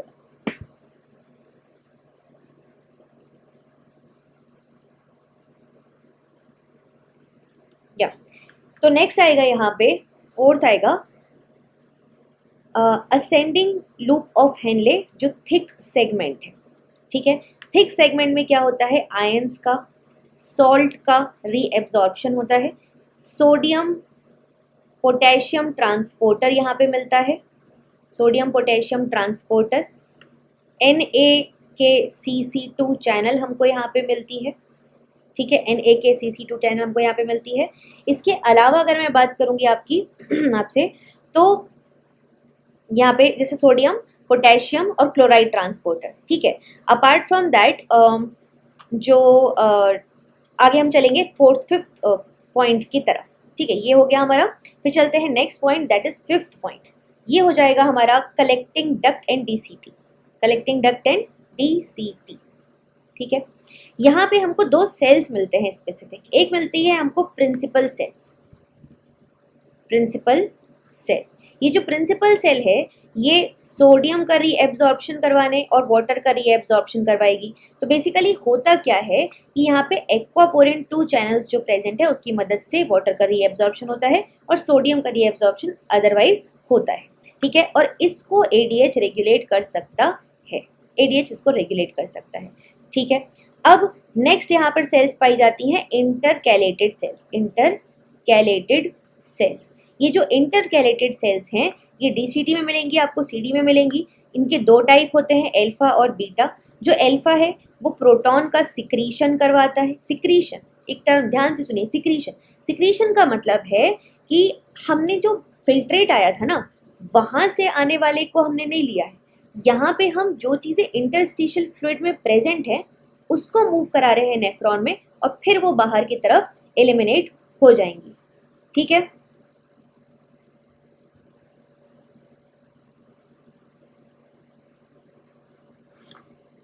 Okay, similarly beta cells की तरफ अगर हम चलते हैं तो यहाँ पे होता है बाइकार्बोनेट आयंस का सिक्रीशन, बाइकार्बोनेट का सिक्रीशन, ठीक है। ओके, यहाँ पे कैसे होता है बाइकार्बोनेट का सिक्रीशन? थ्रू एन ट्रांसपोर्टर जिसका नाम है, थ्रू अ ट्रांसपोर्टर जिसका नाम है पेंड्रिन। और पेंड्रिन का नाम आप ऑलरेडी सुन चुके हो, आपसे एग्जाम में सब चीज़ें ऑलमोस्ट पूछी जा चुकी हैं, ठीक है। तो इतनी चीज़ें हमने यहाँ पे समझी कि किस किस एरिया से किस किस चीज़ का रिमूवल होता है, ठीक है। Now I will show you a few diagrams जिसकी मदद से हम बाकी की चीज़ों को समझेंगे। जैसे कि अगर आप यहाँ देखेंगे, let me just show you. First of all आप इस डायग्राम को देखिए। मैंने आपको कल कुछ सेल्स के बारे में बताया था, जैसे कि पोडोसाइट सेल, जैसे कि मेसेंजियल सेल, ठीक है। तो आप यहाँ देखोगे इस जगह पर अगर, तो आपको I am sure, okay I hope आप लोग देख पा रहे होंगे। तो ये जो एरिया है बेसिकली यहाँ पे आपको पोडोसाइट दिख रहा है, आपको ये इसकी मेम्ब्रेन एक हाथ तरीके का स्ट्रक्चर दिख रहा है, इसकी आपकी फिंगर्स दिख रही हैं, ठीक है। तो इस प्रकार की ये सेल्स होती हैं जो पकड़ के रखती हैं किसको? ग्लोमेरुलस की कैपिलरीज को, ठीक है, पोडोसाइट सेल्स। दूसरी ये रही मेसेंजियम इंट्राग्लोमेरुलर सेल्स, ये वाली सेल जो कॉन्ट्रैक्शन करती हैं, जिसके अंदर कॉन्ट्रेक्टाइल प्रॉपर्टी होती है और ये हेल्प करती हैं, ठीक है। दो चीजें हमने समझी, मेसेंजियल सेल और पोडोसाइट सेल। इस डायग्राम से आप इसको क्लियरली देख पा रहे होंगे। इसके बाद में अब चलते हैं कि कहाँ से मूवमेंट होता है, कैसे होता है, तो उसकी तरफ देखते हैं फटाफट से एक बार। देखिए, सबसे पहले तो एक चीज़ ये जान लीजिए कि जो रीनल ट्यूब्यूल है और कलेक्टिंग डक्ट है उसकी हिस्टोलॉजिकल फीचर्स, मतलब कि हमें कौन कौन सी चीज़ें किस तरफ मिलती हैं। तो ये जो एपिकल सरफेस है ना, ठीक है, उस तरफ हमको मिलता है माइक्रोविलाई, माइटोकॉन्ड्रियन वगैरह, है ना। और बेसल सरफेस की तरफ हमको क्या मिलता है, ऐसे समझ सकते हो आप इसे कि let's say this is a vessel या नेफ्रॉन के अंदर का एरिया, ठीक है। तो इसके अंदर का एरिया होगा ये वाला, ये ल्यूमेन वाला पार्ट हो गया, है ना। अगर मैं इसको जूम करके दिखाऊं तो इसका जो बाहर वाला साइड होगा उसको मैं बोलूंगी बेसल और उसके अंदर वाला साइड को मैं बोलूंगी एपिकल साइड, ठीक है। I hope you have understood the point. Now अब हम चलते हैं यहाँ पे कि मैकेनिज्म, मतलब कहाँ कहाँ से क्या क्या चीज़ें रिमूव हो रही हैं। तो पहली चीज़ तो ये कि जो पोडोसाइट्स थी, वो आप देखोगे यहाँ पे फिल्ट्रेशन स्लिट बनाती हैं। क्वेश्चन आ चुका है यहाँ से और इम्पॉर्टेंट एरिया है ये। पोडोसाइट जो है वो बनाती हैं आपका फिल्ट्रेशन स्लिट, ठीक है। और यहाँ पे और भी चीज़ें आपके साथ में प्रेजेंट होती हैं, कुछ फैक्टर्स भी प्रेजेंट होते हैं जिसका नाम मैं आप लोगों को नेक्स्ट क्लास में प्रोबेबली बता दूंगी, ठीक है। गुड इवनिंग बच्चों। अच्छा, अब यहाँ पे आप देख सकते हो, यहाँ पे आपको हाइड्रोस्टैटिक प्रेशर वगैरह जो मैंने आपको कल समझाया था उसके बारे में दिखाया है इस डायग्राम में, ठीक है। But now what you need to understand is कि हर जगह पे क्या क्या प्रेजेंट है, क्या क्या रीएब्जॉर्ब हो रहा है। तो सबसे पहले देखिए, okay let me just show you, ये पीसीटी में सोडियम ग्लूकोज सिम्पोर्टर की मदद से ग्लूकोज का रीएब्जॉर्प्शन होता है। प्रॉक्सिमल कॉन्वोल्यूटेड ट्यूब्यूल में ग्लूकोज का रीएब्जॉर्प्शन हो रहा है, आप देख पा रहे होंगे यहाँ पे, ये इंटरस्टिशियल फ्लूइड है, ये पेरीट्यूब्यूलर कैपिलरी है और ये हो गया आपका नेफ्रॉन का एरिया, ये ल्यूमेन हो गया, ठीक है, ये इसकी सेल्स हो गई यहाँ पर, ठीक है। तो इसमें आप देख पाएंगे कि ग्लूकोज किस तरीके से बाहर की तरफ मूव कर रहा है, मतलब कि रीएब्जॉर्ब हो जा रहा है। फिर प्रॉक्सिमल कॉन्वोल्यूटेड ट्यूब्यूल में ही सोडियम और प्रोटॉन ट्रांसपोर्टर भी काम करते हैं, सोडियम का रीएब्जॉर्प्शन हो रहा है, बाइकार्बोनेट आयन का रीएब्जॉर्प्शन हो रहा है, ठीक है। फिर आगे चलते हैं, यहाँ पे पैसिव रीएब्जॉर्प्शन हो रहा है क्लोराइड, पोटेशियम, कैल्शियम, मैग्नीशियम का और यूरिया का और वाटर का। कहाँ पे? पीसीटी के सेकेंड हाफ में। किस किस चीज़ का? Chloride, potassium, calcium, magnesium, urea, passive reabsorption, ठीक है। कोई एक्टिव ट्रांसपोर्ट नहीं हो रहा यहाँ, पैसिवली ये काम हो रहा है, मतलब डाउन दी कॉन्सेंट्रेशन ग्रेडियंट जो है वो चीज़ें मूव कर रही हैं, ठीक है। फिर आगे चलते हैं, यहाँ पे आपको दिखा रहा है NaKCC, मतलब कि सोडियम, पोटेशियम और क्लोराइड, 2 क्लोराइड आयन जो सिम्पोर्टर है वो किस तरीके से काम करता है। तो आप देखोगे कि सोडियम यहाँ से मूव हो रहा है, क्लोराइड यहाँ से मूव हो रहा है और पोटेशियम का यहाँ पे सिक्रीशन हो रहा है, मतलब पोटेशियम वापस से नेफ्रॉन के अंदर मूव कर रहा है, ठीक है। और बाकी की चीज़ें इंटरस्टिशियल फ्लूइड से होते हुए ब्लड में जा रही है। देखो कैसा होता है, ये रही सेल, ठीक है, सेल के बाहर ये जो जगह है ये रहा इंटरस्टिशियल फ्लूइड और इंटरस्टिशियल फ्लूइड के बाहर प्रेजेंट होती है ब्लड कैपिलरी। तो जो भी चीज़ है वो सेल से पहले इंटरस्टिशियल फ्लूइड में आएगी, फिर वहाँ से ब्लड कैपिलरी में आएगी, या फिर उल्टा ब्लड से इंटरस्टिशियल फ्लूइड में और फिर सेल में, ठीक है। तो यहाँ पे सोडियम जो है वो गया आपका ब्लड कैपिलरी में इस तरीके से।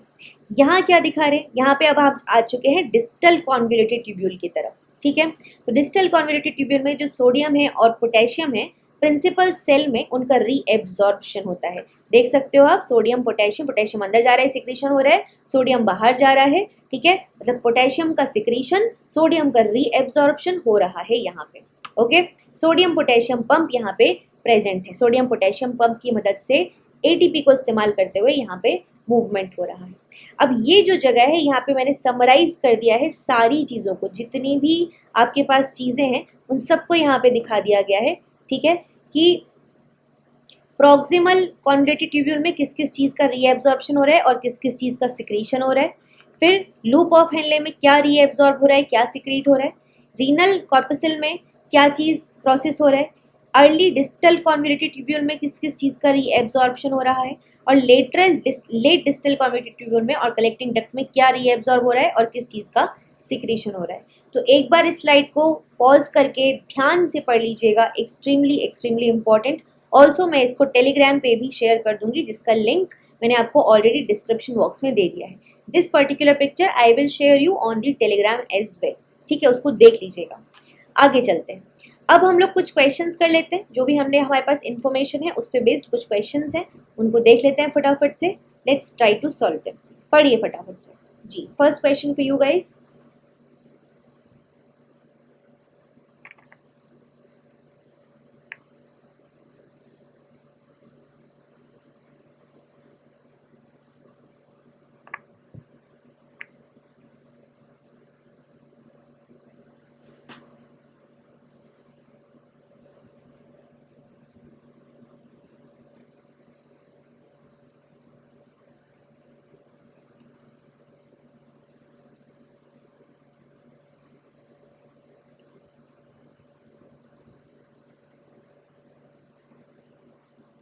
हाँ जी, quickly try to tell the answer.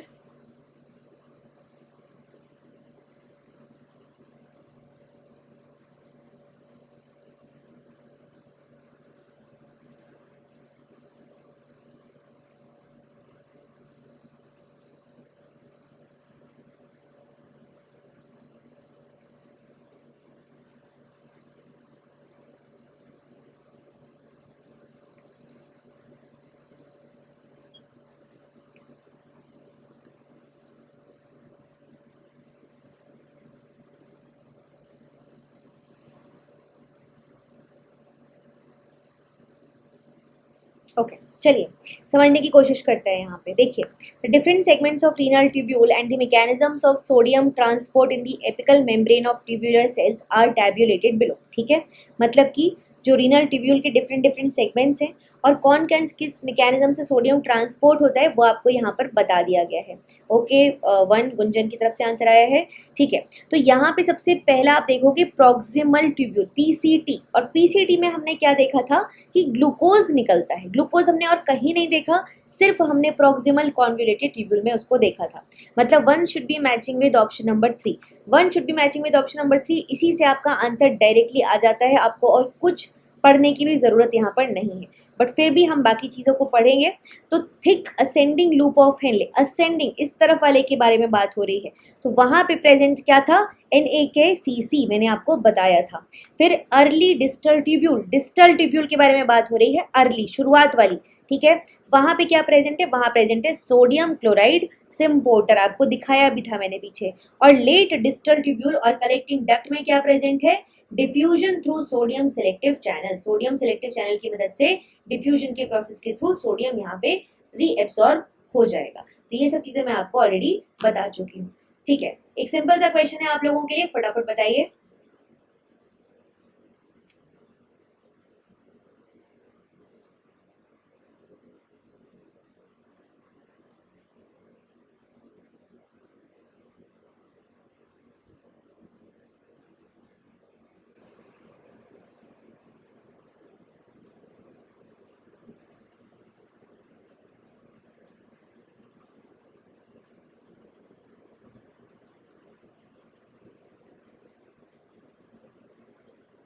Mahesh A, okay. हाँ जी, बाकी लोग, Gunjan 1, okay. Guys be active and keep answering, okay, because otherwise कैसे ही पता चलेगा तुम्हें कि कुछ समझ में भी आया तुम्हें कि नहीं आया। तो बहुत ज़रूरी है कि तुम उस पर एक्टिवली पार्टिसिपेट करो। अच्छा, तो loop of Henle is likely to be longer in animals of this biome, इस बायोम के एनिमल्स में लूप ऑफ हेनले लंबा होता है। सिंपल सी बात है यार कि हमको क्या चाहिए, डेजर्ट, देखो सिंपल बात है दीप्ति ए, ओके। तो बायोम जो होंगे, पूजा 1, बढ़िया। तो जो बायोम अलग अलग बायोम की अगर मैं बात करूँ तो लूप ऑफ हेनले का काम समझते हैं। सबसे पहले देखो, लूप ऑफ हेनले से अगर आपने देखा तो बहुत ज़्यादा वाटर का रीएब्जॉर्प्शन हो रहा है। तो जितना लंबा लूप ऑफ हेनले होगा उतना ज़्यादा समय मिलेगा पानी को रीएब्जॉर्ब करने को, उतना ज़्यादा हम पानी को रीएब्जॉर्ब कर पाएंगे और उतना बेटर होगा फॉर ऑर्गेनिज्म जिनके पास पानी की कमी है। ठीक है, तो डेजर्ट में जो एनिमल्स हैं उनके पास पानी की कमी होती है और उनको चाहिए कि पानी ज़रा सा भी वेस्ट ना हो, ज़्यादा से ज़्यादा पानी को वो रीएब्जॉर्ब करके बॉडी में रख सके। तो डेजर्ट जो एनिमल्स हैं उनके पास में लूप ऑफ हेनले जो है वो लंबा होने की चांसेस होते हैं। ठीक है जी। वन मोर क्वेश्चन, या फिर आप एक सिंपल क्वेश्चन भी कर सकते हैं। दिस क्वेश्चन 25th क्वेश्चन कर लीजिए, ये वाला ऊपर वाला क्वेश्चन कर लीजिए।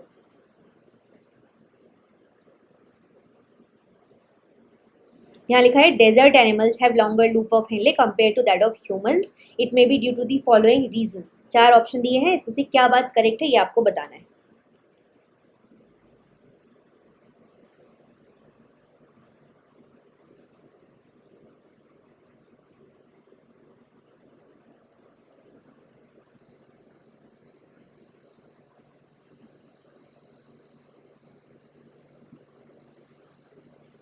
Mahesh B, okay.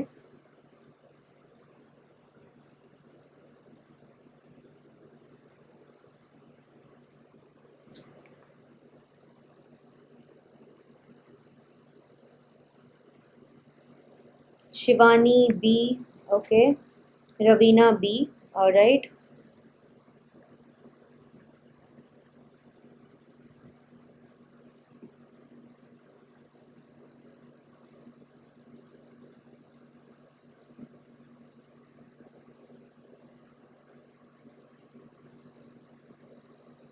Very good. Devarchana B, Pooja B, Deepti B, Gunjan B, Sakshi B, very very good. चलिए, so desert animals have longer loop of Henle, मतलब ह्यूमन से ज़्यादा लंबा है लूप ऑफ हेनले किसका, डेजर्ट एनिमल का। क्यों हो सकता है, पहला स्टेटमेंट हमको दिया हुआ है कि long loop of Henle is associated with greater amount of vasopressin secretion. मैंने आपको ऐसा कुछ भी अभी तक यहाँ पे बताया कि अगर लॉन्ग लूप ऑफ हेनले होगा तो ज़्यादा अमाउंट ऑफ एडीएच सिक्रीट होगा, नहीं। हालांकि उल्टा ज़रूर है, मतलब उल्टा एज इन एक डिफरेंट इसका पर्सपेक्टिव ज़रूर है कि एडीएच एक्वापोरिन को रेगुलेट करता है, but that does not mean कि लॉन्ग लूप ऑफ हेनले से ज़्यादा एडीएच सिक्रीट होगा। तो पहला स्टेटमेंट हो जाता है रॉन्ग, ठीक है। Second statement, in long loop of Henley counter current exchanger is more effective. बिल्कुल सिंपल बात है, मैंने आपको बताया था कि इसको हम बोलते हैं काउंटर करंट मैकेनिज्म। इधर से इधर जाते पे कॉन्सेंट्रेशन बढ़ रही है और यहाँ से यहाँ जाते पे कॉन्सेंट्रेशन कम हो रही है, और जितना ज़्यादा इसको समय मिलेगा, जितना लॉन्ग होगा ये लूप ऑफ हेनले, उतना ज़्यादा इसको टाइम मिलेगा, उतना इफेक्टिवली ये काउंटर करंट मैकेनिज्म जो है वो काम कर पाएगा। इसमें कुछ पॉइंटर्स और होते हैं काउंटर करंट में, जो मैं आपको इस सेशन मतलब जो भी एक्सक्रीटरी का लास्ट टॉपिक होगा हम उस पर पढ़ा देंगे आपको, ठीक है। Then long loop of Henle conserves more water, तो ज़्यादा पानी को कंजर्व करके रखता है कौन, लॉन्ग लूप ऑफ हेनले। जी बिल्कुल सही बात है, कंजर्व करता है एज इन रीएब्जॉर्प्शन में हेल्प करता है, ये भी बिल्कुल सही बात है। और स्टिमुलेट प्रोडक्शन ऑफ एंजियोटेंसिन 2, नहीं जी ऐसा बिल्कुल नहीं है। अभी हम जब हार्मोनल कंट्रोल पढ़ेंगे तो आप देखोगे कि ऐसा बिल्कुल भी नहीं है। तो डी भी आपका हो जाएगा रॉन्ग। तो बी और C is the correct answer, that means B is the right answer. Next question जी बताइए।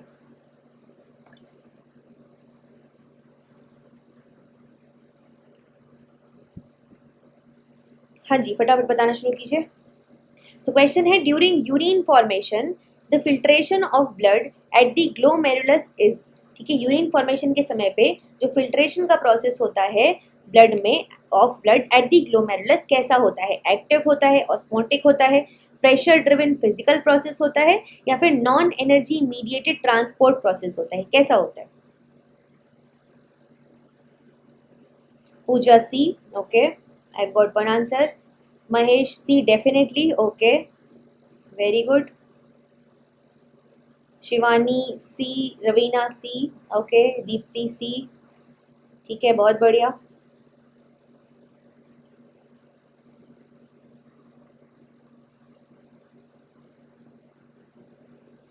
गुंजन सी, बढ़िया, ठीक है। Sakshi C, very good. तो सिंपल बात है, मैंने आपको एकदम शुरू में पढ़ाया था ये चीज़ कि यूरिन फॉर्मेशन का जो प्रोसेस होता है उस समय पर जो फिल्ट्रेशन का प्रोसेस है वो कैसा होता है, वो डेफिनेटली एक प्रेशर डिपेंडेंट फिजिकल प्रोसेस होता है। मैंने आपको दिखाया था कि कैसे 3 प्रेशर्स काम करते हैं और किस तरीके से ये नेट प्रेशर ड्रिवन प्रोसेस होता है, ठीक है। नेक्स्ट जी one more question for you, पढ़िए फटाफट।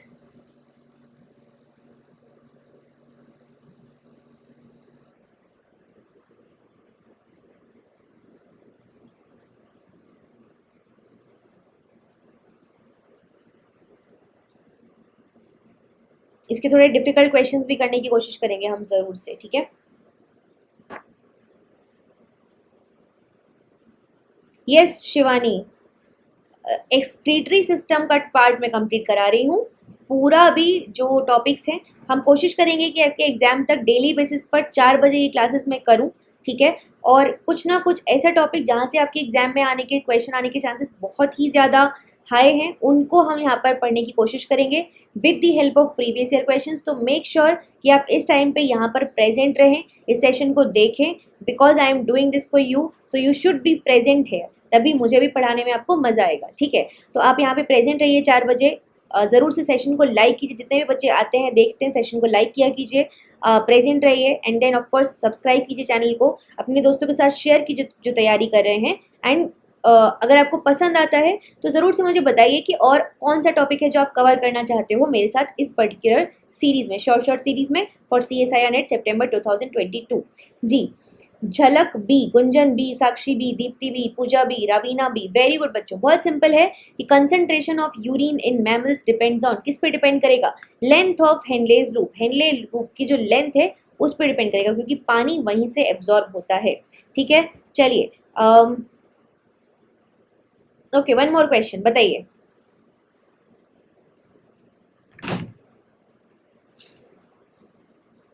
या फिर इसको आप भी छोड़ सकते हैं, ठीक है।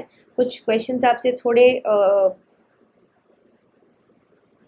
चलिए बताइए दिस क्वेश्चन।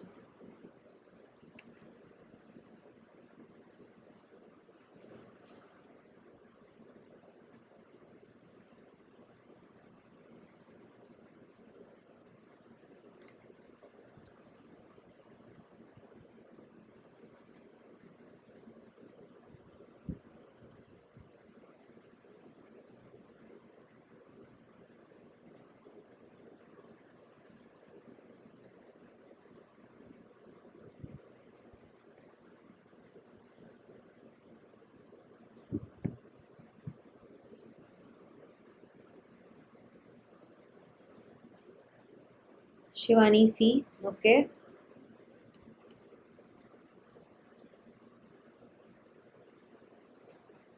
हाँ जी, बाकी लोग?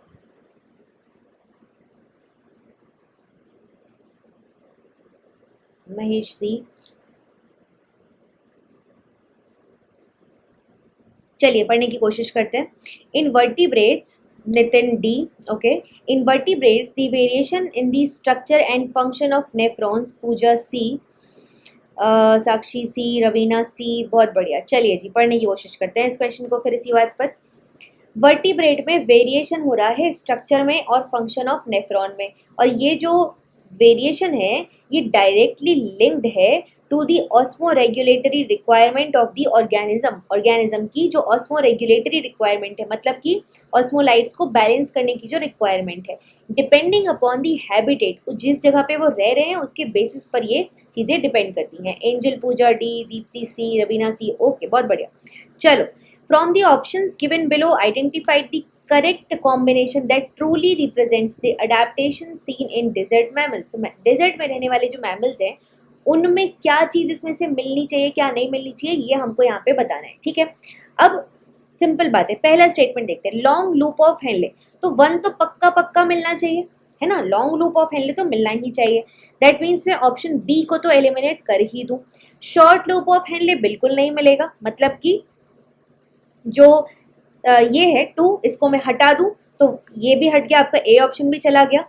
Hyper osmotic urine, hyper osmotic urine मतलब कि जो ऑस्मोलैरिटी है वो बहुत ज़्यादा है इसमें, है ना, ऑस्मोलाइट्स ज़्यादा हैं, तो ठीक है, उम्मीद है इस चीज़ की। लार्ज वॉल्यूम ऑफ यूरिन, नहीं, लार्ज वॉल्यूम ऑफ यूरिन क्यों होगा। And removal of nitrogen as uric acid, आपको याद होगा मैं आपको बता चुकी हूँ ऑलरेडी कि removal of nitrogen as uric acid ये डेजर्ट एनिमल में मिलता है ना, डेजर्ट एनिमल्स में या फिर ऐसे ऑर्गेनिजम्स में जिसमें जहाँ के आसपास पानी की कमी है ये उसमें मिलता है। तो the correct answer should be 1 and 5, option number 5th should be right and first should be right. तो 1 and 5 मतलब D will be the correct answer. तो जिन भी लोगों ने डी बोला था उनका करेक्ट है, जिन्होंने सी बोला था उनका रॉन्ग है, डेफिनेटली रॉन्ग है, क्योंकि लार्ज वॉल्यूम ऑफ यूरिन निकलेगा तो पानी भी तो निकल रहा है साथ में और पानी वेस्ट हो जाएगा, और डेजर्ट मैमल्स में पानी तो वेस्ट हमें करना नहीं है। तो बहुत सिंपल बात है। आई एम एक्सट्रीमली सॉरी, यहाँ पे मैमल्स की बात हो रही है, यहाँ पे डी ऑप्शन नहीं होगा। आई एम एक्सट्रीमली सॉरी, क्योंकि यहाँ पे बात हो रही है मेनली मैमल्स के बारे में। और दूसरी बात, यहाँ पे जो थर्ड स्टेटमेंट है ना, हालांकि ये क्वेश्चन थोड़ा सा गलत है, यहाँ पे first and third should be the correct answer, ठीक है। हाइपर ऑस्मोटिक यूरिन, क्योंकि ऑस्मोलैरिटी उसकी ज़्यादा होगी, तो हाइपर ऑस्मोटिक यूरिन हमको यहाँ मिलनी चाहिए और लॉन्ग लूप ऑफ हेनले मिलना चाहिए, ठीक है। It should not be either of the options, बाकी की चीज़ें नहीं होनी चाहिए यहाँ पे, ठीक है। बाकी let me just go through one thing.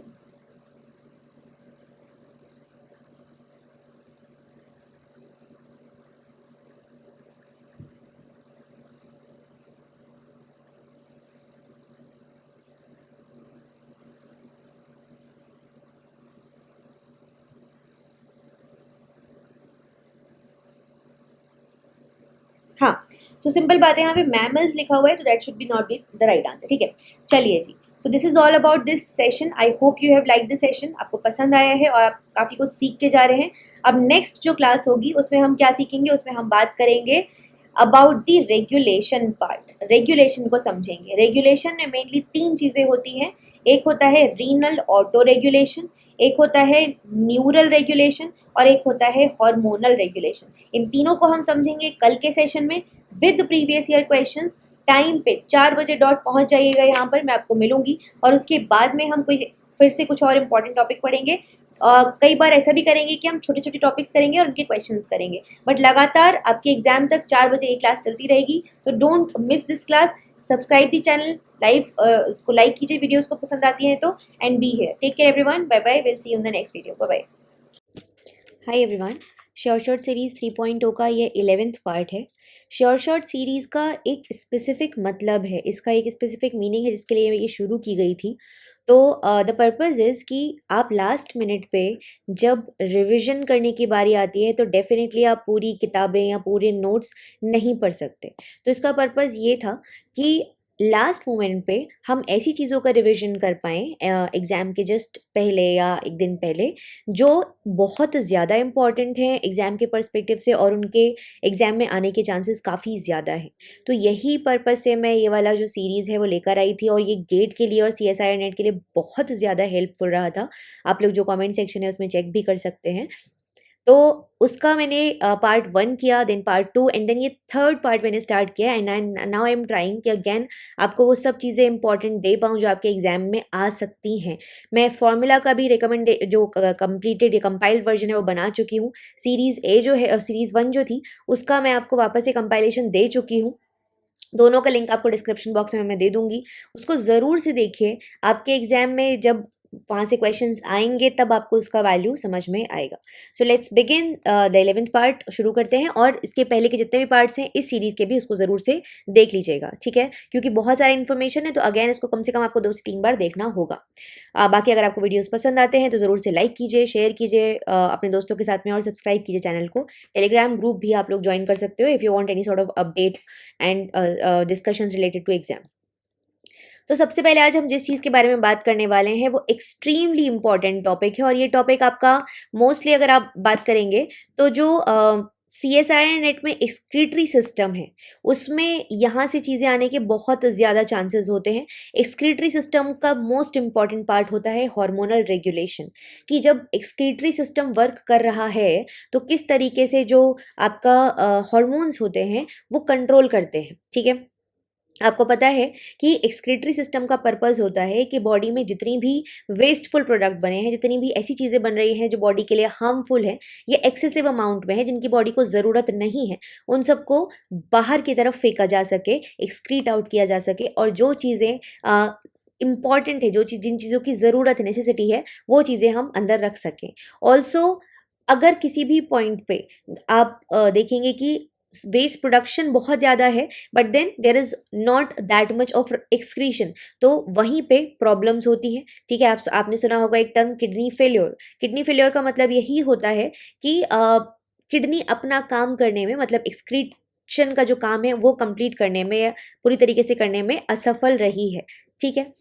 तो अब हम यहाँ पे बात करने वाले हैं hormonal regulation of tubular reabsorption and tubular secretion. Reabsorption का क्या मतलब होता है? देखिए 3 टर्म्स होते हैं मेनली जब भी मैं बात करती हूँ अगर एक्सक्रीटरी सिस्टम के बारे में। So first term is filtration, ठीक है। फिल्ट्रेशन मतलब जब आपको पता होगा ये इस तरीके से बाउमेन कैप्सूल होता है। बाउमेन कैप्सूल के बाद में यहाँ से एफेरेंट आर्ट्रियोल आती है और यहाँ से इधर से निकलती है एफेरेंट आर्ट्रियोल और यहाँ पे जो आपको सिस्टम दिखाई देता है दैट इज ग्लोमेरुलस, ठीक है। यहाँ से हम पीछे की तरफ थोड़ा जाते हैं तो यहाँ पे हमको मिलता है प्रॉक्सिमल कॉन्वोल्यूटेड ट्यूब्यूल। फिर नीचे तरफ जाते हैं, थोड़ा थिक पार्ट होता है, फिर उसके बाद थिन पार्ट स्टार्ट होता है एंड देन वापस से वो इस तरीके से यू शेप में आपको दिखाई देता है एंड देन वापस से वो थिक पार्ट स्टार्ट होता है और फाइनली ये मिलता है आपका कलेक्टिंग डक्ट में, ठीक है। काफ़ी गंदा डायग्राम है आई एम श्योर बट आपको समझने के लिए हेल्पफुल होगा फिलहाल के लिए। तो ये एरिया है प्रॉक्सिमल कॉन्वोल्यूटेड ट्यूब्यूल, ये एरिया है आपका thick descending loop of Henley, ये है थिन लूप ऑफ हेनले। उसके बाद में ये एरिया आता है आपका thin ascending loop of Henley and this is thick ascending loop of Henley, ऊपर की तरफ जा रहा है तो असेंडिंग। फिर यहाँ पे आपका पार्ट आता है डिस्टल कॉन्वोल्यूटेड ट्यूब्यूल, क्योंकि ये इस एरिया से दूर है तो डिस्टल कॉन्वोल्यूटेड, क्योंकि घूमी घूमी सी फॉर्मेट में ये स्ट्रक्चर इसका होता है। और यहाँ पे सबसे लास्ट में आती है आपकी कलेक्टिंग डक्ट, ठीक है। अब जब ब्लड यहाँ से आता है तो इस एरिया में, इस जगह पे उसका फिल्ट्रेशन होता है। फिल्ट्रेशन का मतलब जितनी भी चीज़ें हैं उनको बाहर, वेस्टफुल प्रोडक्ट होगा उसको बाहर निकाल देगा और जो चीज़ें काम की है उसको वो अंदर रख लेगा। तो इस एरिया में आपका फिल्ट्रेशन का प्रोसेस होता है। अब जब फिल्ट्रेशन की हम बात करते हैं तो जितना ऑस्मोलैरिटी इस तरफ होती है ब्लड की, लगभग सेम ऑस्मोलैरिटी हमें इस तरफ मिलती है ब्लड की, ठीक है। लगभग 300 के आसपास, if I am not wrong, बाकी आप लोग एक बार चेक भी कर लीजिएगा, ठीक है। फिर आगे जब जैसे जैसे ब्लड बढ़ता जाता है, इसकी ऑस्मोलैरिटी धीरे धीरे क्या होती जाती है, बढ़ती जाती है। ऑस्मोलैरिटी बढ़ने का एक बड़ा सिंपल सा मतलब है कि सॉल्यूट्स, मतलब उसमें कितनी चीज़ें बढ़ी हुई हैं, उस कितनी चीज़ें मिली हुई हैं उसमें वाटर में वहाँ पे उस वक्त, उसका अमाउंट बढ़ता जाता है, कॉन्सेंट्रेशन बढ़ता जाता है। और उसका एक बहुत बड़ा कारण होता है इस एरिया से वाटर का निकलना, ठीक है, वाटर का एक्सक्रीशन। फिर उसके बाद जब हम आगे बढ़ते हैं यहाँ पे, तो इस एरिया में आपके, और उसके अलावा यहाँ पे आपके जैसे फॉर एग्जांपल जो ऑर्गेनिक कंपोनेंट्स हैं उनका रीएब्जॉर्प्शन होता है। रीएब्जॉर्प्शन का मतलब कि अब जो चीज़ें आगे बढ़ती जा रही हैं, किडनी को ये देखना है कि क्या क्या चीज़ें काम की हैं, और वो जो काम की चीज़ें हैं वो गलती से बाहर ना चली जाएँ, एक्सक्रीशन उनका ना हो जाए, तो किडनी क्या चाहेगी कि उन चीज़ों को रीएब्जॉर्ब कर लिया जाए, उनको वापस से घर में बुला लिया जाए, ठीक है। चीज़ें खराब हैं, हमारी ही चीज़ें हैं, लेकिन कुछ कुछ काम की हैं, तो जो जो काम की हैं उनको वापस से घर में बुला लेंगे, ठीक है। फिर उसके बाद यहाँ पे जब हम बढ़ते हैं इधर की तरफ, तो यहाँ पे क्या होता है, यहाँ पे वापस से ऑस्मोलैरिटी जो है वो घटनी शुरू हो जाती है।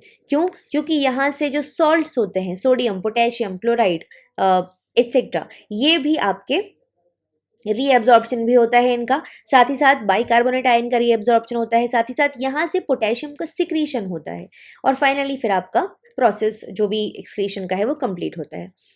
अब देखिए यहाँ पे बात जो इम्पॉर्टेंट है वो ये है कि पहला प्रोसेस फिल्ट्रेशन, दूसरा प्रोसेस जो मैंने आपको बताया दैट इज रीएब्जॉर्प्शन। रीएब्जॉर्प्शन का मतलब क्या हुआ? रीएब्जॉर्प्शन का मतलब हुआ बेटा कि वापस से जो चीज़ें काम की थी, जैसे कि वाटर हो गया, जैसे कि आपका आयंस हो गए, जैसे कि ऑर्गेनिक कंपोनेंट्स हो गए, उन सबको हमको वापस ले आना है।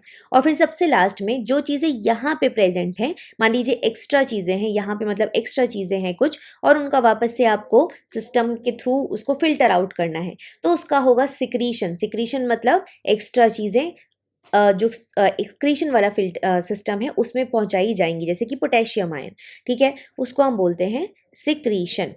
तो यही तीनों चीज़ें मिलके आपका जो पूरा का पूरा प्रोसेस है उसको रेगुलेट कर रही होती हैं, ठीक है।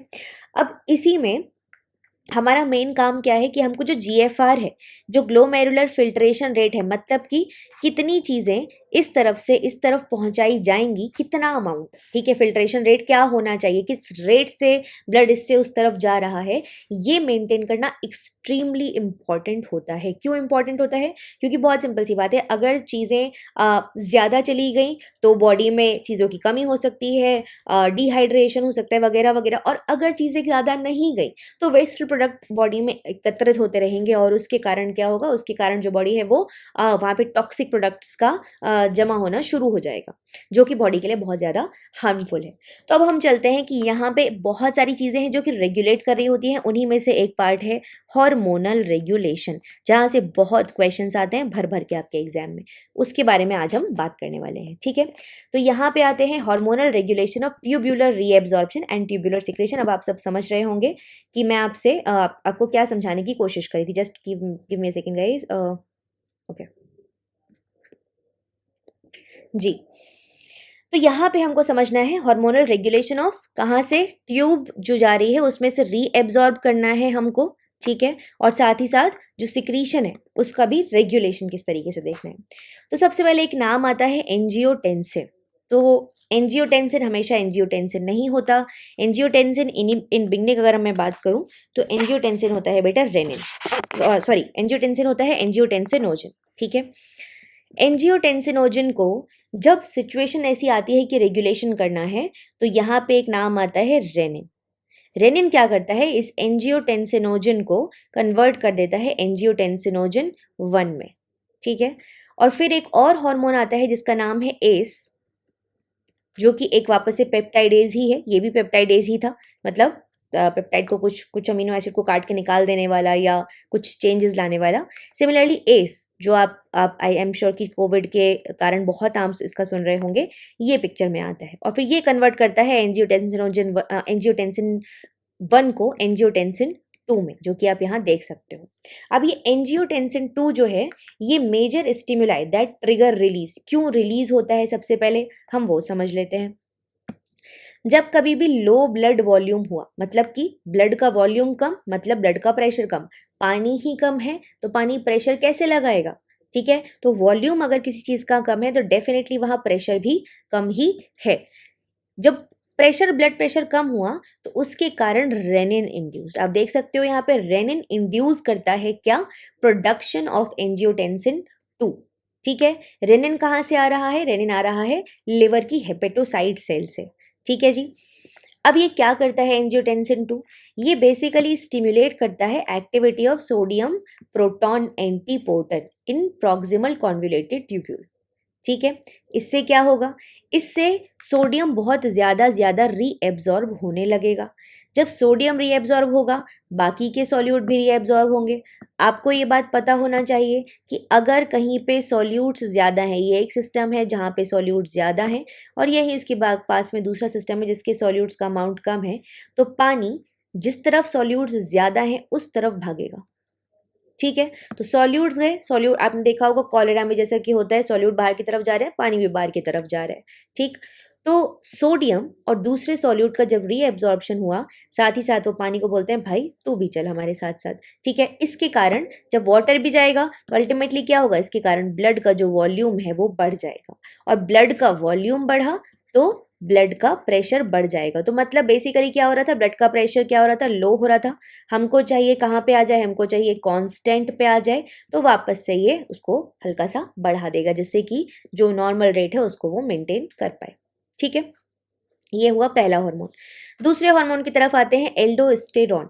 एल्डोस्टेरॉन की अगर मैं बात करती हूँ, increased angiotensin 2 level and increased level of plasma potassium promote release of aldosterone by adrenal cortex. मतलब कि क्या हो रहा है, जब एंजियोटेंसिन 2 बढ़ा, ठीक है, तो एंजियोटेंसिन 2 के बढ़ने से और जो प्लाज्मा में पोटेशियम का लेवल है, ठीक, उसके बढ़ने से जो एल्डोस्टेरॉन है वो एड्रीनल कॉर्टेक्स से रिलीज होता है। कहाँ से, एड्रीनल कॉर्टेक्स से, ठीक है।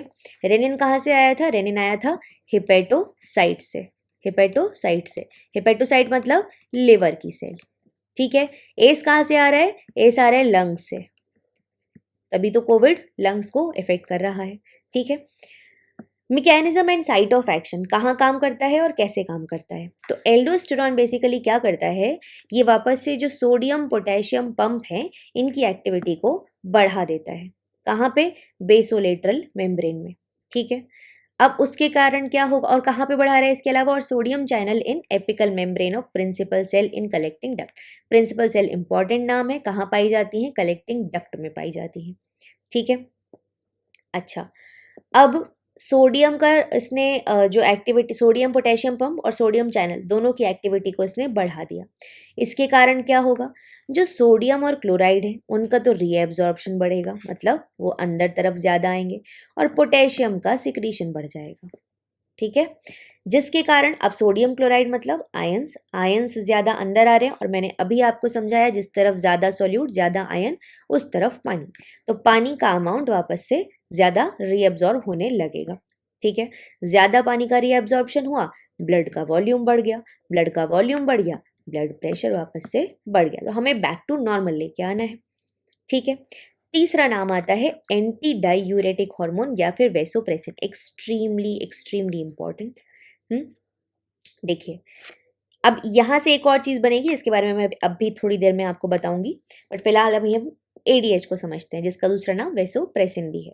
एक और बात, ये कई बार बहुत सारी चीज़ों के साथ लिंक होके भी मिलते हैं, जैसे कि मतलब अगर मैं बात करूँ कि बहुत सारे दूसरे कंपोनेंट्स के साथ मिलके, तो अगर किसी के साथ मिलके इसका नाम लिखा गया है तो आप समझ जाइए कि उसी के बारे में ये बात हो रही है, ठीक है। तो ADH increased osmolarity of extra cellular fluid, मतलब कि जो एक्स्ट्रा सेल्युलर फ्लूइड है, मतलब कि सेल के बाहर का जो फ्लूइड है वहाँ पे ऑस्मोलैरिटी बढ़ गई है। क्यों बढ़ गई है? क्योंकि आयंस बहुत ज़्यादा आ रहे हैं। मान लीजिए, मतलब ये बात हो रही है कि कब इसका ट्रिगर होता है, कब ट्रिगर होता है एडीएच, ठीक है।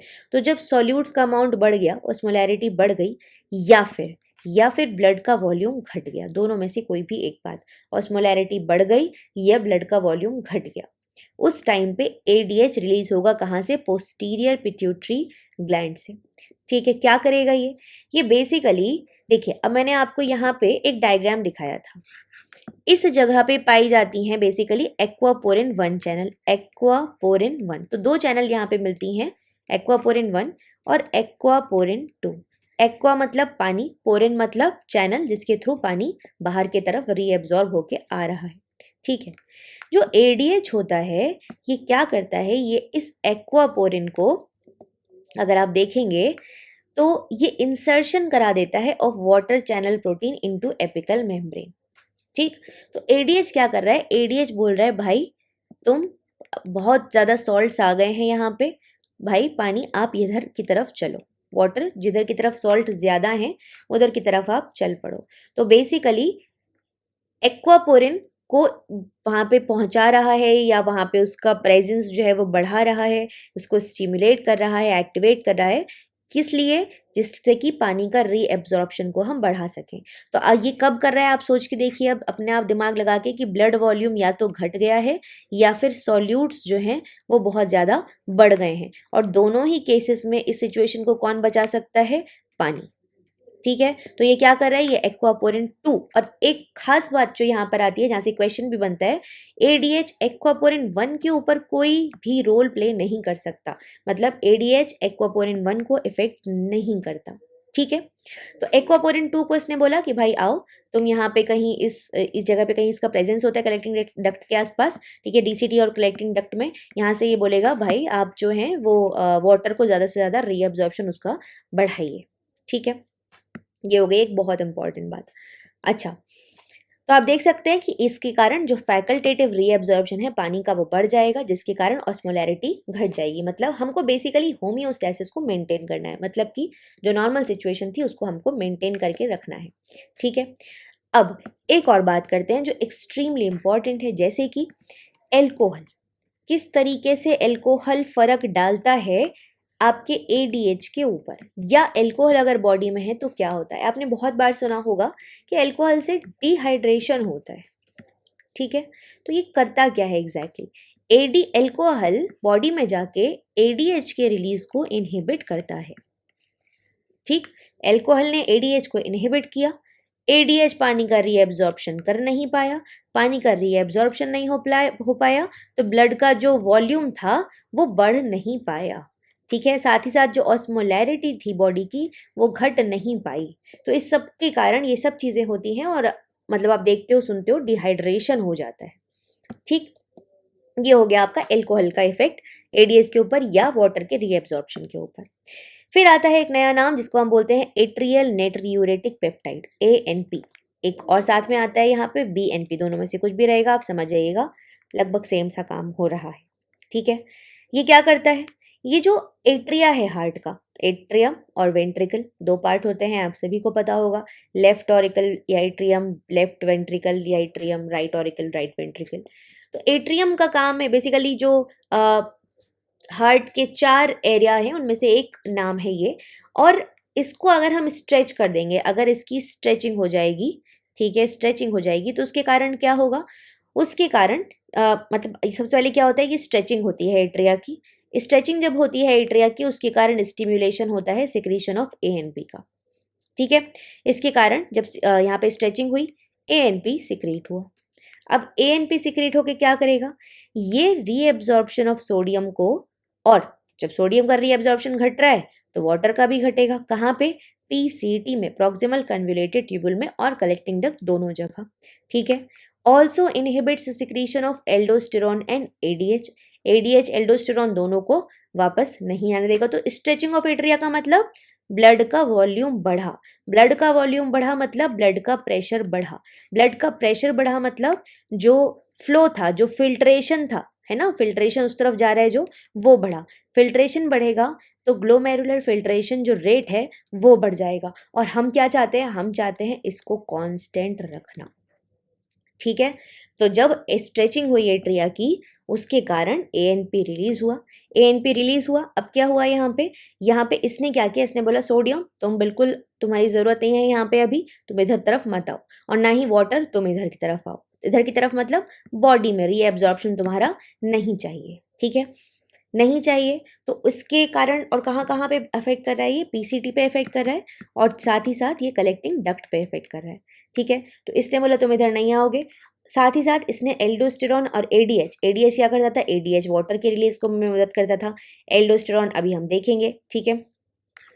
हमने यहाँ पे भी देखा एल्डोस्टेरॉन अगर आप बात करेंगे तो ब्लड प्रेशर को बढ़ाने में ये मदद करता है। तो दोनों ही सेम काम कर रहे हैं लगभग, एल्डोस्टेरॉन और एडीएच, और दोनों को ही ये इनहिबिट कर रहा है। कौन इनहिबिट कर रहा है बेटा, एएनपी। तो एएनपी ने क्या क्या दो काम किए, एएनपी ने पहला काम किया कि सोडियम का और वाटर का, इन दोनों के रीएब्जॉर्प्शन को इसने इनहिबिट किया। फिर इसने एडीएच को भी इनहिबिट कर दिया, फिर इसने एल्डोस्टेरॉन को भी इनहिबिट कर दिया। मतलब हर वो रास्ता जहाँ से बॉडी में पानी वापस आ सकता है, या सोडियम या जो ऑस्मोलाइट्स है वो बढ़ सकते हैं, बिकॉज वो आएंगे तो पानी भी चाहिए, फिर वो भी आना पड़ेगा, तो वो सारे रास्ते इसने बंद कर दिए हैं।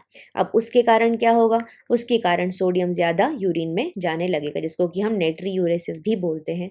उसके कारण यूरिन का जो आउटपुट है वो बढ़ जाएगा, डायूरेसिस हो जाएगा, और उसके कारण ब्लड का वॉल्यूम घट जाएगा, क्योंकि हमें यही तो करना था, ठीक है। फिर आता है पैराथायरॉयड हार्मोन। ये क्या कर रहा है, ये डिक्रीज कर रहा है, मतलब जब ये कब रिलीज हो रहा है, ये decrease level of plasma calcium, मतलब प्लाज्मा में कैल्शियम का जो अमाउंट है वो घटा, तो उसके कारण पैराथायरॉयड हार्मोन रिलीज हुआ। कहाँ से, पैराथायरॉयड ग्लैंड से, ठीक है। ये क्या करेगा, ये जो कैल्शियम चैनल्स हैं इनकी ओपनिंग, उनके ओपन होने को स्टिम्युलेट कर देता है। कहाँ पे, एपिकल मेम्ब्रेन्स में of early distal tubule cells. मतलब कि जो कैल्शियम चैनल है apical membrane of early distal tubule यहाँ पे, इस जगह पे, ठीक है। तो इस जगह पे कैल्शियम की चैनल को स्टिम्युलेट कर देता है। तो कैल्शियम की चैनल को स्टिम्युलेट करेगा तो कैल्शियम का रीएब्जॉर्प्शन बढ़ जाएगा, ठीक है जी। तो अब फटाफट से एक बार हम बहुत ही क्विकली इसका पूरा का पूरा रिकैप देखेंगे कि क्या क्या हुआ समराइज्ड वर्जन में, कि एग्जैक्टली इन्होंने क्या क्या काम किया, ठीक है जी। चलिए, तो लेट्स बिगिन।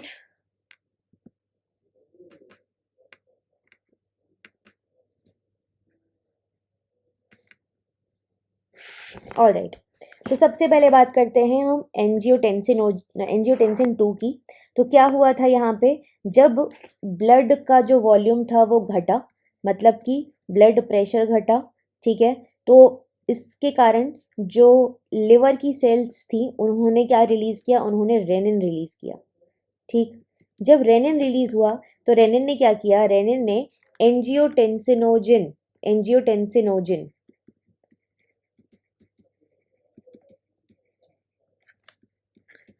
इसको उन्होंने कन्वर्ट कर दिया एंजियोटेंसिन 1 में। उसके बाद में फिर यहाँ पे एक और पेप्टाइड आया जिसका नाम है ACE, ठीक है।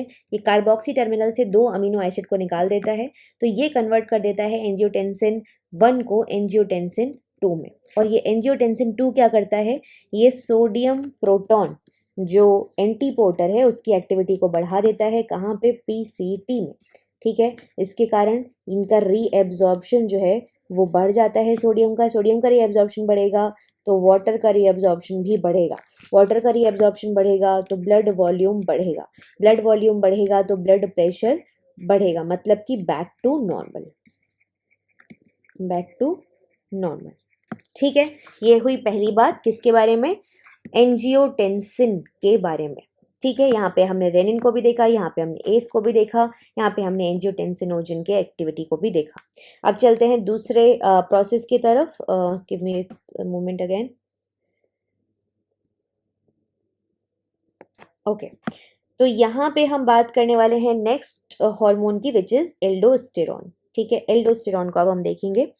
देखिए, एल्डोस्टेरॉन की अगर मैं बात करती हूँ तो ये क्या कर रहा है, ये वापस से ये एंजियोटेंसिन का जो लेवल बढ़ा था, एंजियोटेंसिन 2 का जो लेवल बढ़ा था उसके कारण एल्डोस्टेरॉन रिलीज हुआ। तो जैसे जो एंजियोटेंसिन 2 था इसका लेवल क्यों बढ़ा था, क्योंकि बीपी कम हो गया था, क्योंकि वाटर कम था। तो एल्डोस्टेरॉन अल्टीमेटली क्या मदद कर रहा है, एल्डोस्टेरॉन जो हमारे जितने भी जो आयंस है बेसिकली, तो सोडियम क्लोराइड इनके रीएब्जॉर्प्शन को बढ़ा रहा है और पोटेशियम के सिक्रीशन को घटा रहा है। ठीक है, इसके कारण क्या होगा, इसके कारण अल्टीमेटली जो रीअब्जॉर्प्शन होगा आयंस का, जब वो बढ़ेगा तो वाटर का भी रीअब्जॉर्प्शन बढ़ेगा, वाटर का रीअब्जॉर्प्शन बढ़ेगा तो ब्लड वॉल्यूम बढ़ेगा, ब्लड वॉल्यूम बढ़ेगा तो ब्लड प्रेशर भी बढ़ेगा। ठीक है, थर्ड हम हार्मोन की तरफ चलते हैं which is anti diuretic hormone या वेसोप्रेसिन। ठीक है, ये क्या कर रहा है, ये बेसिकली आपका वापस से सेम काम कर रहा है ये भी लगभग। तो आप देखिए जब कभी भी ऑस्मोलैरिटी बढ़ गई है, ऑस्मोलैरिटी मतलब बहुत ज़्यादा आयंस जब होते हैं, ठीक है, मतलब ये बेसिकली तब रिलीज होता है जब आयंस बहुत ज़्यादा हो जाते हैं या फिर दूसरी चीज़ ब्लड वॉल्यूम घट जाता है, वही ब्लड प्रेशर घट जाता है। तो सेम सिचुएशन।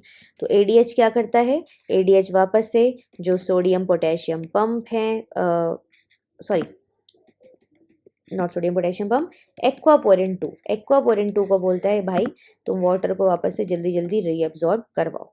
ठीक है, जिसके कारण अल्टीमेटली ब्लड वॉल्यूम बढ़ जाता है, ब्लड प्रेशर नॉर्मल पे आ जाता है।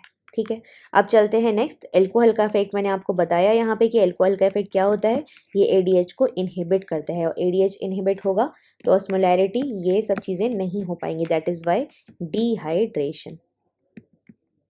ठीक है, अब हम चलते हैं नेक्स्ट पॉइंट की तरफ विच इज एएनपी बीएनपी। यहाँ पे क्या होगा, यहाँ पे जब कभी भी जो एट्रिया है वो स्ट्रेच किया तो उसके कारण एएनपी बीएनपी रिलीज हुए।